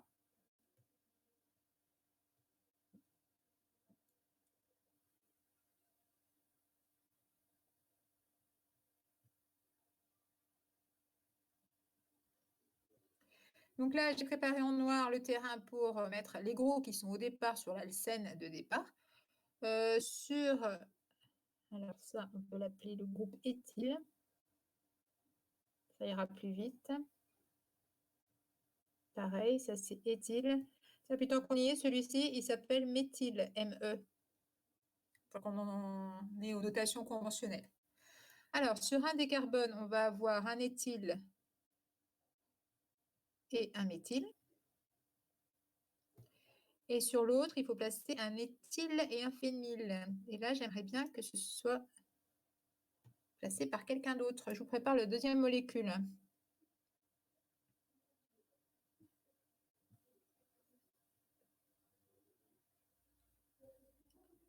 Alors, bien évidemment, je mets des hydrogènes ici, sachant que ce n'est pas utile de les mettre. Hein. C'est juste pour bien les visualiser et bien voir la géométrie.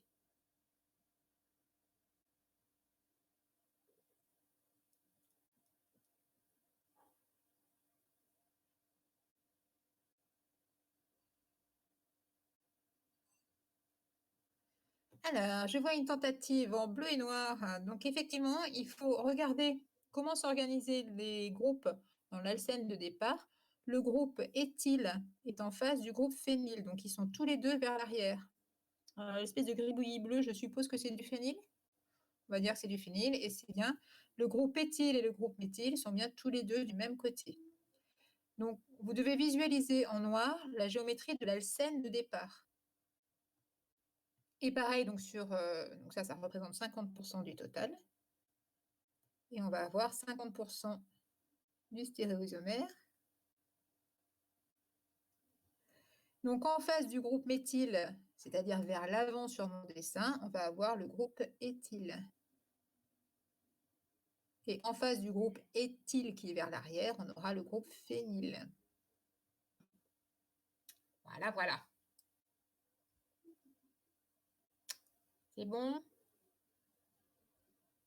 Je vous laisse le temps de bien vous approprier le truc. Après, tel que c'est dessiné ici, c'est pas la façon conventionnelle de dessiner les choses. Et on peut aussi très bien se contenter d'une formule topologique. Hein. Je vous les dessine à côté en topologique.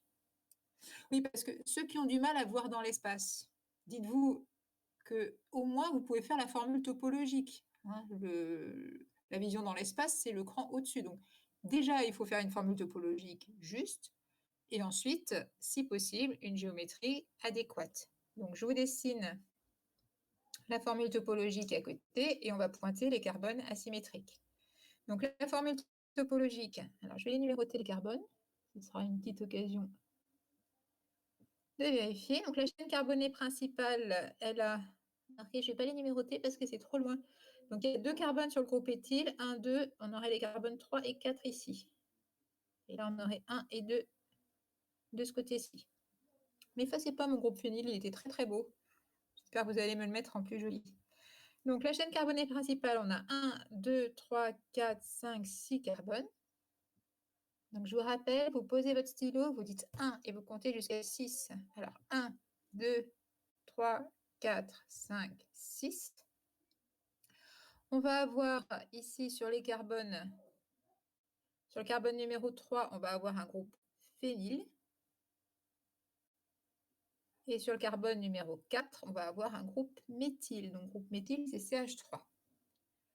Donc là, ce que vous avez en rouge, c'est le produit de l'hydrogénation du substrat. Les carbones asymétriques,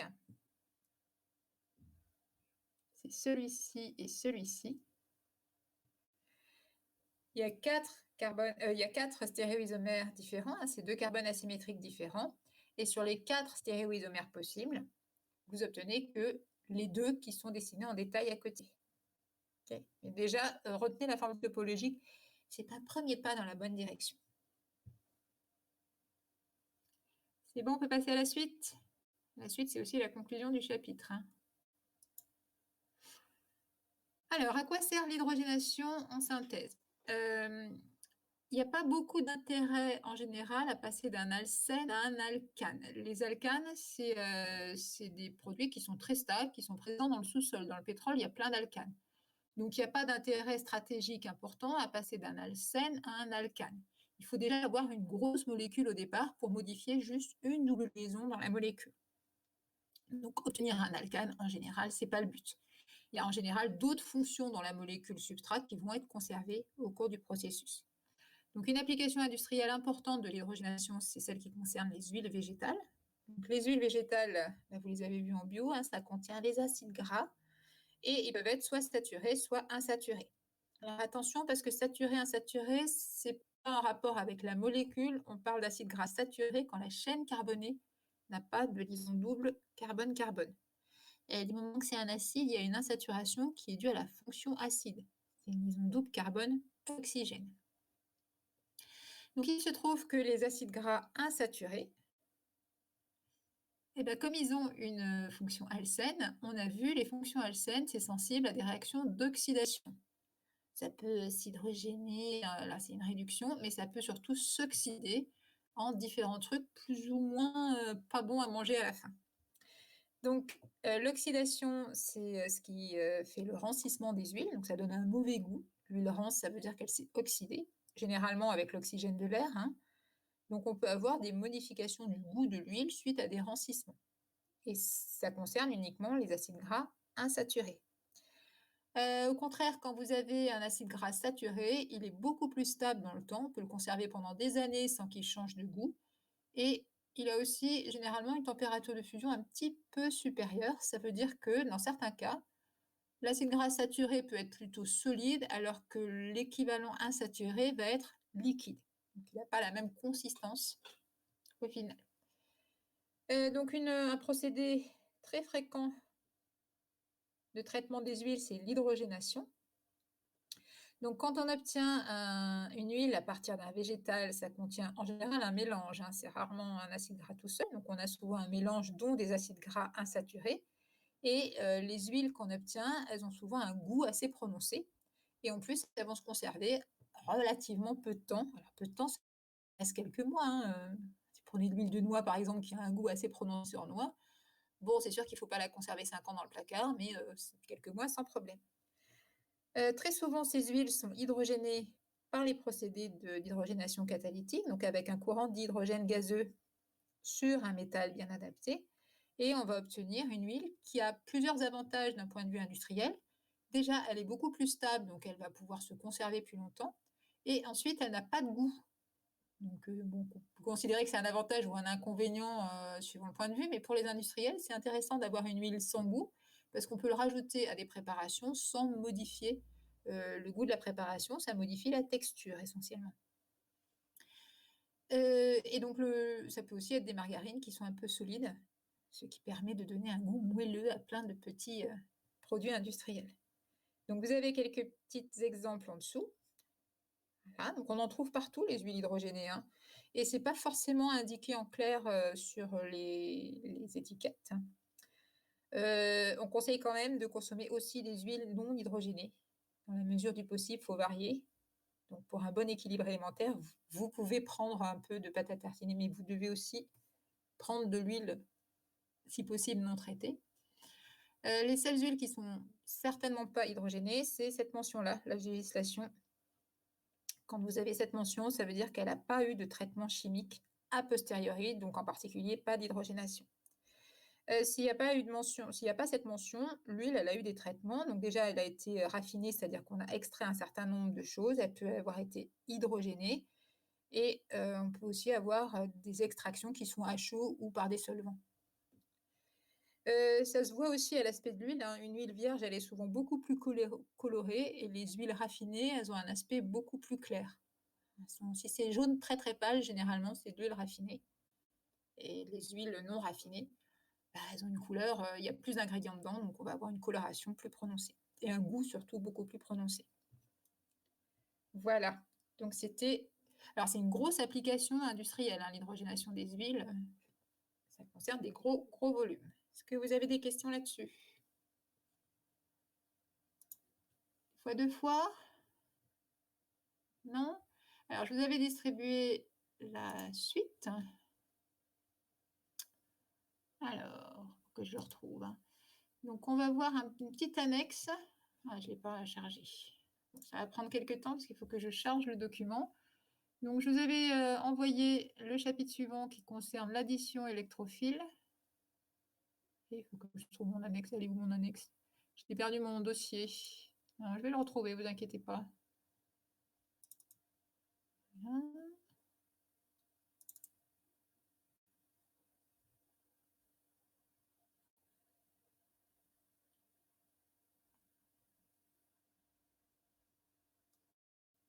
Mince, je ne le trouve pas. Hein. Alors, ça y est, le voici.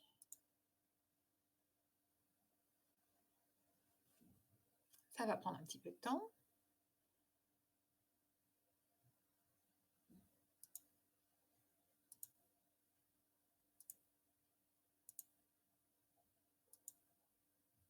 Ah, zut, c'est pas le bon format.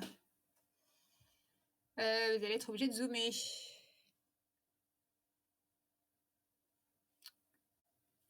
Je l'ai pas mis en grand. Bon, bah, c'est pas grave, on va zoomer. Alors, c'est un document qui est un petit peu à part, qui est dans aucun chapitre, mais on va voir justement sur les substituants, quels sont les effets possibles des substituants sur leur environnement. Donc, c'est pas dans un chapitre, on va en parler à l'occasion du chapitre qu'on va démarrer ensemble sur les additions électrophiles, mais c'est vrai que c'est beaucoup plus général, donc mettez ça à part dans un coin. Et on va énoncer un certain nombre de choses sur les substituants. Alors, il y a les substituants, je vous rappelle ce que c'est. C'est un truc accroché avec une petite patte. D'accord? Donc, un substituant, c'est ça. C'est ce qui est accroché à une structure organique. D'accord? Donc, il faut qu'il y ait la petite patte. Le substituant, il peut avoir deux types d'effets. C'est un effet inductif et un effet mésomère. On va les passer en revue tous les deux. Donc, l'effet inductif, ce qu'on voit en premier, c'est un effet qui apparaît dès qu'il y a polarisation de liaison. Donc, l'effet inductif, c'est un effet qui est noté grand I. Donc, grand I, c'est pour inductif, plus c'est l'effet donneur, moins c'est l'effet attracteur. C'est des conventions de notation, ça. Donc, quand c'est attracteur, c'est un signe moins, quand c'est donneur, c'est un signe plus. C'est comme ça. Il faut regarder pour l'effet inductif les électronégativités des éléments. Donc, on rappelle, chlore, brome, iode, ça c'est des halogènes. Oxygène, azote, ils sont tous plus électronégatifs que le carbone. Ça veut dire que les substituants qui contiennent ces hétéroatomes, ils ont un effet moins I, c'est-à-dire un effet inductif qui attire les électrons. C'est ce qu'on a vu pour les stabilisations des bases. Hein. On va généraliser. Donc, exemple, le chlore. Donc, le chlore, ici, il a une polarisation plus delta. Donc, le chlore, on a dit. Le chlore, il est plus électronégatif que le carbone. Donc, on a une polarisation de liaison plus delta sur le carbone, moins delta sur le chlore. Ce qui fait qu'on a globalement les électrons qui vont être un petit peu aspirés dans ce sens-là. C'est ça qu'on appelle un effet inductif attracteur. C'est une aspiration d'électrons par un atome électronégatif, plus électronégatif que ses voisins. C'est un effet qui s'estompe avec la distance, c'est-à-dire que l'aspiration électronique, elle est plus forte sur le carbone que j'ai appelé alpha, mais elle existe aussi sur les carbones que j'ai appelés bêta 1 et bêta 2. Petit topo sur les numérotations alpha, bêta. C'est à partir du carbone fonctionnel, on numérote, comme c'est compliqué, on utilise l'alphabet grec, alpha, bêta, gamma, à partir d'un carbone fonctionnel. Donc à retenir, c'est un effet qui va s'estomper avec la distance. Vous, en première année, vous allez voir essentiellement des effets inductifs attracteurs, puisque tous les hétéroatomes qu'on va voir, ils sont tous plus électronégatifs que le carbone. Et l'an prochain, vous verrez d'autres hétéroatomes, en particulier le magnésium, donc des métaux. Magnésium, lithium, cuivre. Eux, c'est l'inverse, on va avoir un effet inductif, mais donneur, c'est-à-dire qu'on aura, si vous avez du magnésium lié à du carbone, au niveau des charges partielles, on va avoir moins delta sur le carbone et plus delta sur le magnésium. Du coup, l'effet d'aspiration va aller en sens inverse. Donc, c'est juste un nom. Ce qu'il faut retenir, c'est que ça a un effet si on met des charges à côté. Si on reprend l'exemple du chlore, on n'a pas intérêt à avoir un carbocation, une charge plus, à proximité d'un chlore. Déjà, un carbocation, donc une charge plus, c'est instable. Si en plus il y a un chlore qui est attracteur à côté, c'est encore pire. Réciproquement, si c'est un carbanion, c'est ce qu'on avait vu pour les bases dans les couples acide-base, si c'est un carbanion, le fait qu'il y ait un chlore à côté, c'est au contraire favorable puisque ça aspire une partie de la charge négative qu'il y a en trop. C'est des notions qui sont qualitatives, qui vont être importantes pour la suite. Donc, si vous n'avez pas tout capté du premier coup, c'est pas grave, mais c'est des choses qu'on revoit après dans pas mal de chapitres de chimie orga. Après l'effet inductif, vous avez l'effet mésomère. L'effet mésomère, c'est plus long. Déjà, son petit nom, c'est grand M. Et suivant les cas, on va noter plus M ou moins M avec la même convention que pour l'effet inductif. On va parler d'effet moins M quand ça attire les électrons et d'effet plus M quand ça donne des électrons. D'accord? Donc moins, c'est quand ça aspire les électrons, plus, c'est quand ça donne des électrons. Donc on a déjà vu quelques formes mésomères. Et donc on va voir l'effet du substituant CO. Pardon. Donc si vous regardez... Oui, c'est par rapport aux voisins en fait.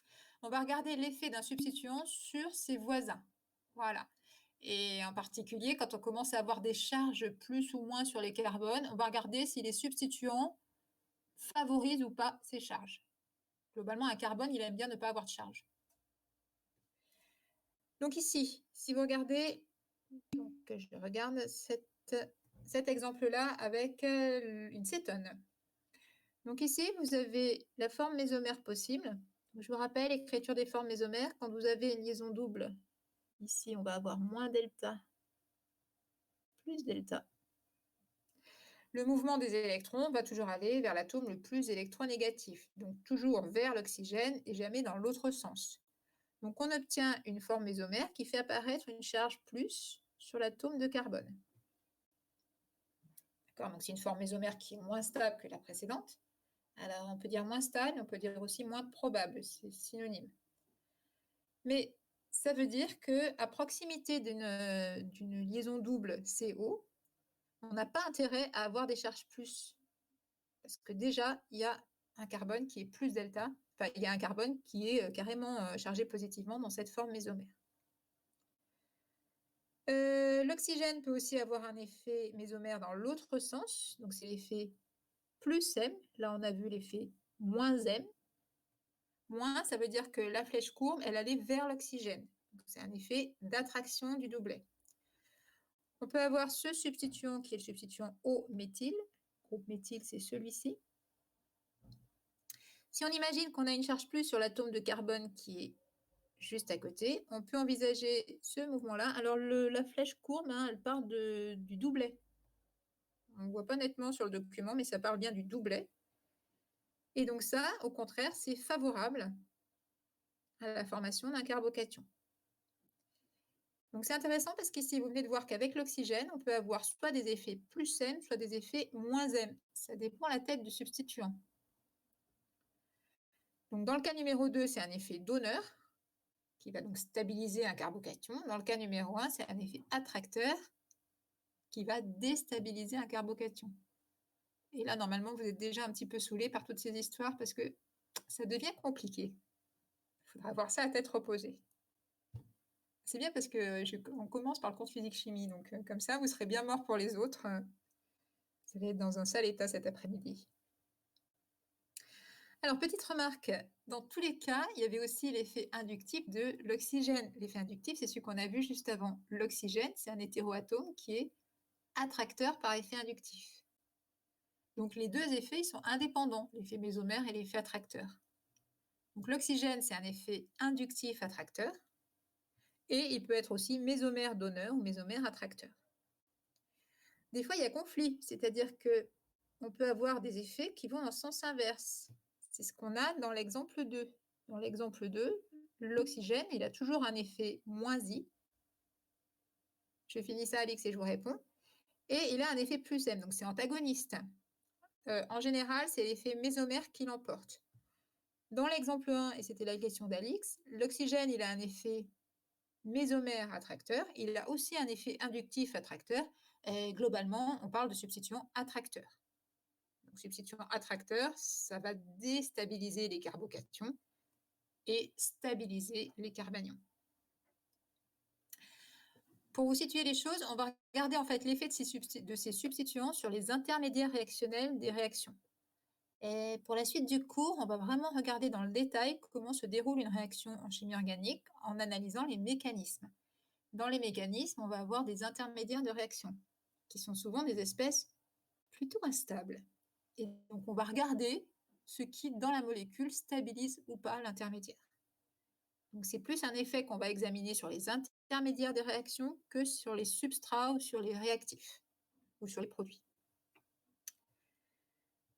Alors, globalement, oui, je disais donc en cas de conflit, l'effet mésomère l'emporte. Donc, le substituant OCH3, globalement, c'est un substituant qui est donneur. Alors, OCH3, vous lui mettez vous rajoutez sa petite patte qui s'accroche. Okay. Dans certains cas, vous avez l'effet inductif qui l'emporte, c'est plutôt les halogènes. Donc, dans les halogènes, donc le chlore précédemment, ils sont très électronégatifs et donc globalement, l'effet inductif l'emporte. Attention, un substituant, il peut être mésomère donneur et mésomère attracteur en même temps. Alors, c'est ce qu'on va voir pour le phényl. Alors, le phényl, c'est un substituant très fréquent, donc il faut le connaître, celui-ci. Hein. Vous avez le détail ici. Alors, il présente un très fort effet mésomère, c'est-à-dire qu'un substituant phényl, il va donner plein de formes mésomères.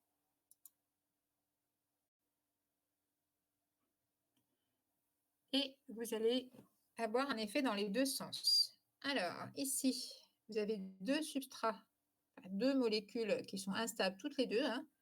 C'est-à-dire que vous avez, dans ce cas de figure numéro 1, un carbocation. Ça, c'est instable, il y a une charge plus. Dans le cas de figure numéro 2, c'est un carbanion.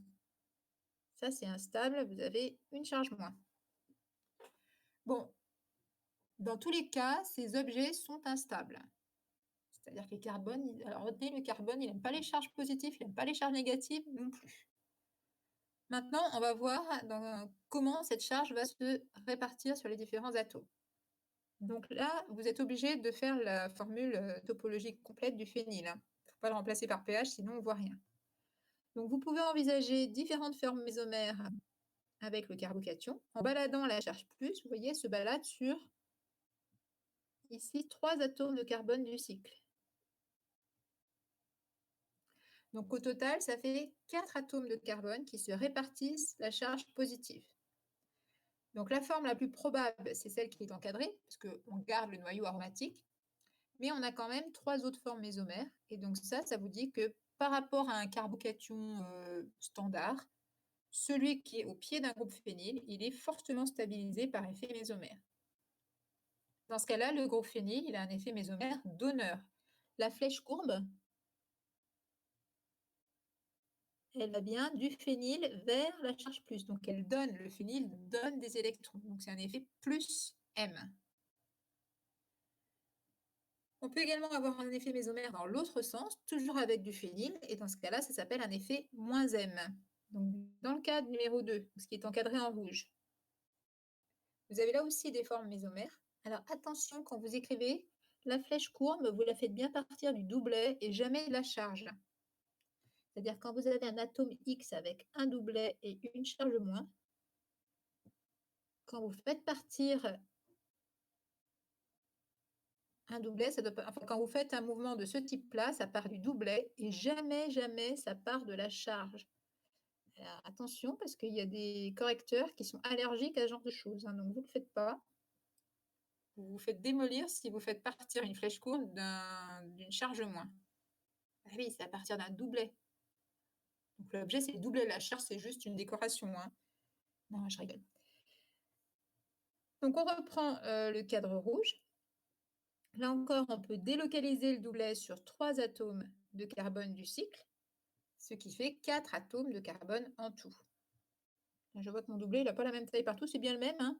Il a été mis en gras sur les 2 dernières formes mésomères, mais c'est celui qui est ici. C'est celui qui est ici. OK? Donc, vous pouvez vous entraîner à les faire à la main, ça. Parce que c'est joli à voir quand c'est tout fait, tout propre sur un document. Mais moi, je vous conseille de, quand vous apprenez votre cours, vous essayez de refaire les formes isomères, aussi bien du carbocation, du carbanion au pied d'un groupe phényl. Déjà, c'est un bon entraînement. En plus, c'est très souvent demandé. Donc, il faut vous habituer à les faire. Bon, en réalité, le groupe phényl, il a un effet mésomère, c'est l'effet à tout faire. Il est mésomère donneur ou attracteur, il s'adapte à tout. Est-ce qu'il a un effet inductif? Oups, on se réveille là. Alors, est-ce qu'il y a un effet inductif sur le groupe phényl? Réponse possible sont oui ou non.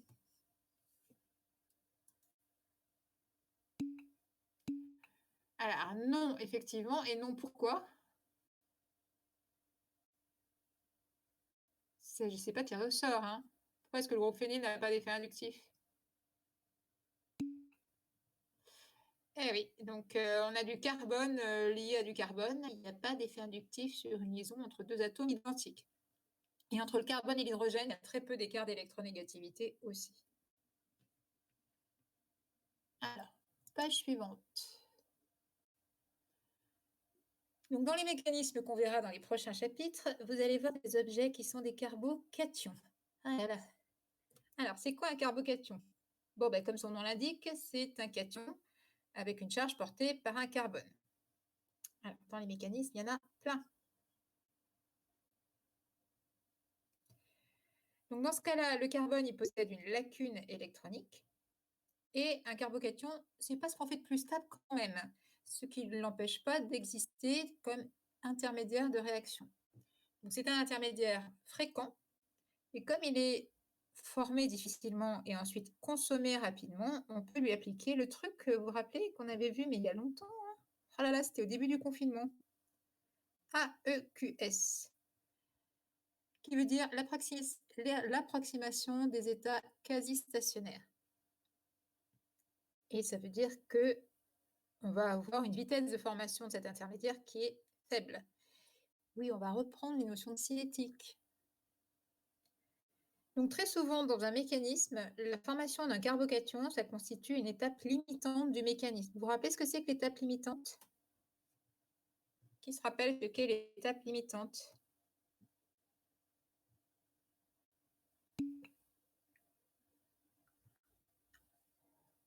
Oui, ça conditionne comment? Ça fixe la vitesse comment?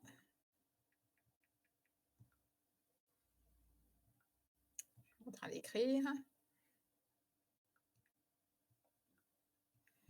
Donc la vitesse de l'étape limitante, on peut l'assimiler à la vitesse du bilan. C'est plutôt l'inverse d'ailleurs, on peut assimiler la vitesse du bilan à la vitesse de l'étape limitante. Créez pas en même temps, je suis en train d'écrire, ça va arriver. J'espère que vous avez pensé à zoomer parce que... Donc c'est la réaction globale qui va se produire à la vitesse de l'étape limitante. Donc au niveau cinétique, l'étape limitante, c'est celle qui impose la vitesse globale. Quand il y a une étape limitante, elle impose la vitesse globale. Et ce que je vous dis ici, c'est que quand dans un mécanisme, on forme un carbocation, dans 95 cas sur 100, cette étape, c'est l'étape limitante du processus global. Alors, petit point sur la géométrie. On fait des révisions complètes sur la chimie. Donc, le carbone a une géométrie plane dans un carbocation. Voilà, donc on va faire un petit schéma du carbocation. Donc, un carbocation, c'est un carbone qui est lié à 3 substituants R1, R2, R3. Et il a également une lacune et une charge plus. C'est un rectangle que j'ai fait, hein, une lacune, c'est rectangulaire, mais c'est mon stylet qui arrondit les choses. Donc ça, c'est AX3. Donc un carbocation, vous retenez, c'est plan. Contrairement à un carbone AX4 qui est tétraédrique. Conséquence importante de la géométrie, carbocation, c'est jamais le produit final d'une réaction. Une étape ultérieure va accrocher quelque chose à ce carbocation. Il y a de la place. Il y a une case vide, donc il y a quelque chose, il y a une liaison qui va se former sur le carbocation. Comme le carbocation est plan au départ, une fois qu'on va fixer quelque chose sur un carbocation, le carbone est racémisé. Si à la fin il est AX4, c'est racémisé. AX3E1, ça n'a rien à voir, c'est quand vous avez un doublet. Par exemple, un carbanion, donc je réponds à la question d'Axel. Le carbanion, c'est un peu en dehors du cours, et je vous donne la structure du carbanion. Voilà. Mais il ne faut pas confondre un doublet en trop et une lacune. Donc ça, c'est un carbanion. Il est AX3E1 et lui, effectivement, il est tétraédrique. Et cette année, vous n'aurez pas de réaction qui mette en jeu des carbanions. Ceci dit, vous pouvez préparer l'an prochain parce que l'an prochain, vous en verrez. Et pour nous, on verra essentiellement des carbocations. Et donc, on retient un carbocation, c'est plat.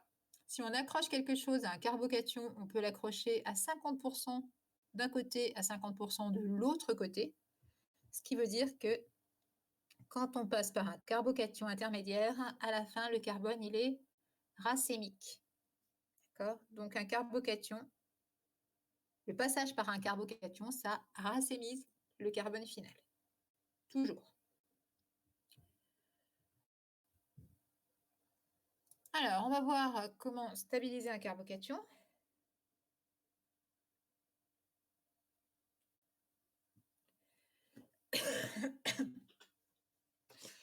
Alors déjà, on va regarder la classe du carbone. Donc quand ça c'est une affirmation directe, mais la stabilité, on remarque qu'elle augmente avec la classe. Donc les carbocations les plus stables, ils sont primaires. Donc par exemple, si vous avez un carbone lié à 3 groupements, ça c'est une formule topologique d'un carbocation, il est tertiaire. C'est CH3 3 fois et un carbone C+. Donc celui-ci, il est plus stable qu'un carbocation secondaire, qui serait par exemple ceci. D'accord? Donc ça, c'est CH3, CH, CH2, il est secondaire. Et il est beaucoup, beaucoup plus stable qu'un carbocation primaire, c'est-à-dire avec une charge plus en bout de chaîne.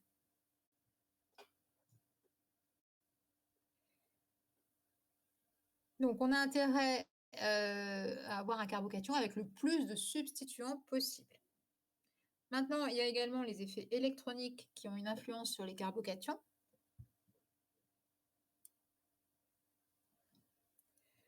Alors, les carbocations, ce qui est difficile à porter pour eux, c'est la charge plus. Donc, tout ce qui va stabiliser la charge plus va stabiliser le carbocation. Donc, dans tous les cas, il faut un substituant donneur. Donc, un substituant donneur, il peut être donneur soit par effet inductif, soit par effet, soit par effet inductif, soit par effet mésomère. Donc, dès qu'un carbocation est stabilisé par un effet donneur, il aura une énergie plus basse, donc il va pouvoir durer plus longtemps, se former plus facilement. Donc, on peut avoir comme exemple de carbocation, écoutez, alors celui-ci, il est secondaire.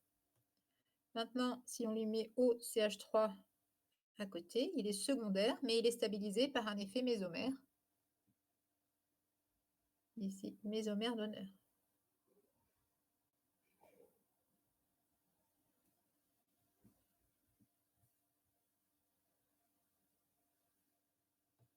Je vous écris la forme mésomère. À ce moment-là, on aurait une liaison double ici, une charge plus ici. Donc ce carbocation, il est secondaire, il est plus stable.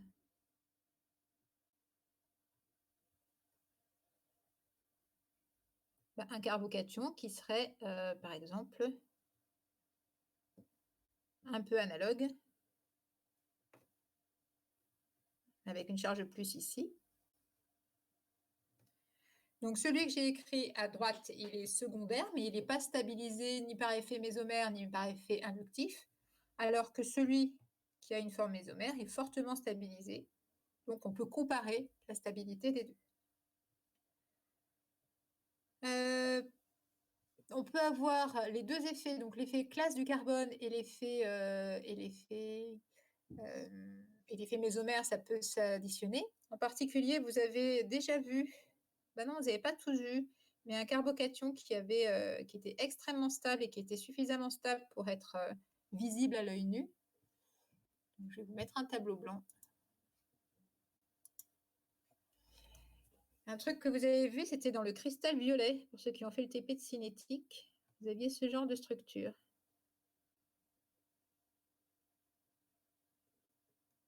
Il y avait 3 groupes phényl.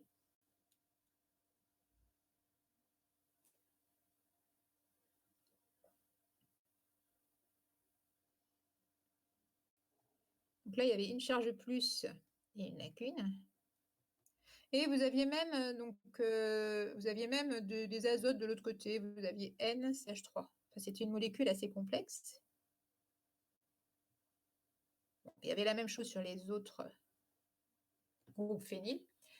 Ça, c'est une lacune que je vous ai mis ici. C'est un rectangle. Ah, il veut pas, il me courbe les angles. Pourtant, je m'applique à faire des rectangles qui ressemblent à des rectangles et ils se courbent tout seuls. Ça, c'est il doit y avoir un algorithme de lissage, je ne sais pas. Bref, celui-ci de carbocation, j'ai dit que c'était instable, un carbocation. Celui-ci, il est tellement stable qu'on peut le garder en bouteille. Il était associé à l'ion Cl-, et ça a une coloration violette.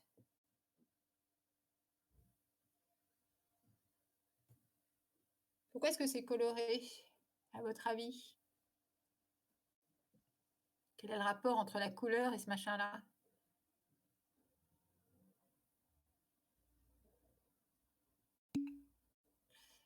Oui, alors c'est une double liaison. Alors c'est une conjugaison globale sur l'ensemble des 3 cycles. Et donc on va pointer sur quels atomes on va pouvoir délocaliser la charge plus sur cette structure.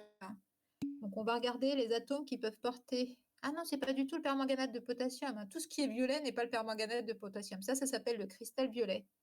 Et ceux qui ont fait le TP cinétique suivi par spectro, ils avaient ce type de molécule à étudier, qui se décolorait parce qu'on accrochait un groupe OH dessus et du coup, il était plus conjugué.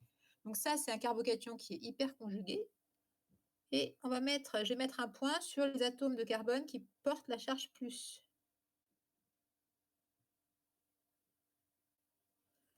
Donc, je ne vais pas vous écrire toutes les formes mésomères, mais ça peut être intéressant si vous vous entraînez. Il y a 3 noyaux phényl. Sur chaque noyau phényl, on peut balader la charge plus à 3 sites différents, sur 3 atomes de carbone différents. Vous pouvez regarder sur votre document sur quels atomes de carbone on peut délocaliser la charge plus. On peut la mettre là, on peut la mettre là, et on peut la mettre là. Ce que j'écris avec les points, c'est juste pour regarder quels sont les atomes porteurs éventuels de charge. Et on peut faire la même chose sur tous les noyaux aromatiques. Donc on peut délocaliser la charge plus à chaque fois sur 3 atomes du cycle. Ici, ici et là. Et dans ce cas de figure, c'est tellement stabilisé qu'on arrive à le conserver en bouteille. C'était pas en bouteille d'ailleurs, c'est sous forme d'un solide, le cristal violet. C'est un colorant extrêmement puissant. Il en faut très peu pour avoir une coloration intense, parce que c'est une molécule qui est très conjuguée, très colorée. Et c'est stabilisé par un effet mésomère global de 3 noyaux phényl simultanément, et on peut même délocaliser sur l'atome d'azote qui est ici. Comme il y avait en tout 3 atomes d'azote, ça faisait vraiment un truc stable. Et il y a plusieurs carbocations comme ça stables. Il y a le verre de malachite, donc il n'y a rien à voir avec le cristal de malachite, mais c'est parce que ça a la même couleur. C'est un peu le même type de structure, c'est un colorant avec 3 noyaux phényl, et ce n'est pas les mêmes substituants qui sont accrochés au groupe phényl. Mais on peut avoir des carbocations hyper stabilisées par mésomérie. Ça va? Du coup, si je reviens à la fin de ce... Ah, donc juste la conclusion.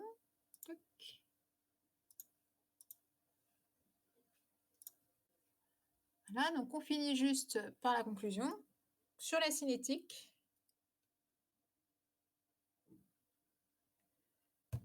donc on retient que quand un carbocation est intermédiaire, si on stabilise le carbocation, ça augmente la vitesse et c'est un facteur cinétique. Donc on parle de stabilité, mais c'est un facteur cinétique. Quand il peut y avoir, plusieurs produits suite à plusieurs carbocations possibles, quand on obtient celui qui vient du carbocation le plus stable, c'est un contrôle cinétique. Le plus stable des carbocations, c'est celui qui se forme le plus vite. Voilà, bah, écoutez, je pense qu'on a bien travaillé, surtout pour ceux qui étaient là depuis tout le début. Donc demain, on poursuit et on va démarrer le chapitre sur la, élimination, pardon, c'était addition électrophile. Donc le chapitre, de la partie 10 où on va vraiment regarder le détail des réactions et justement, on reverra ces histoires de carbocation plus ou moins stabilisées. Donc, à demain.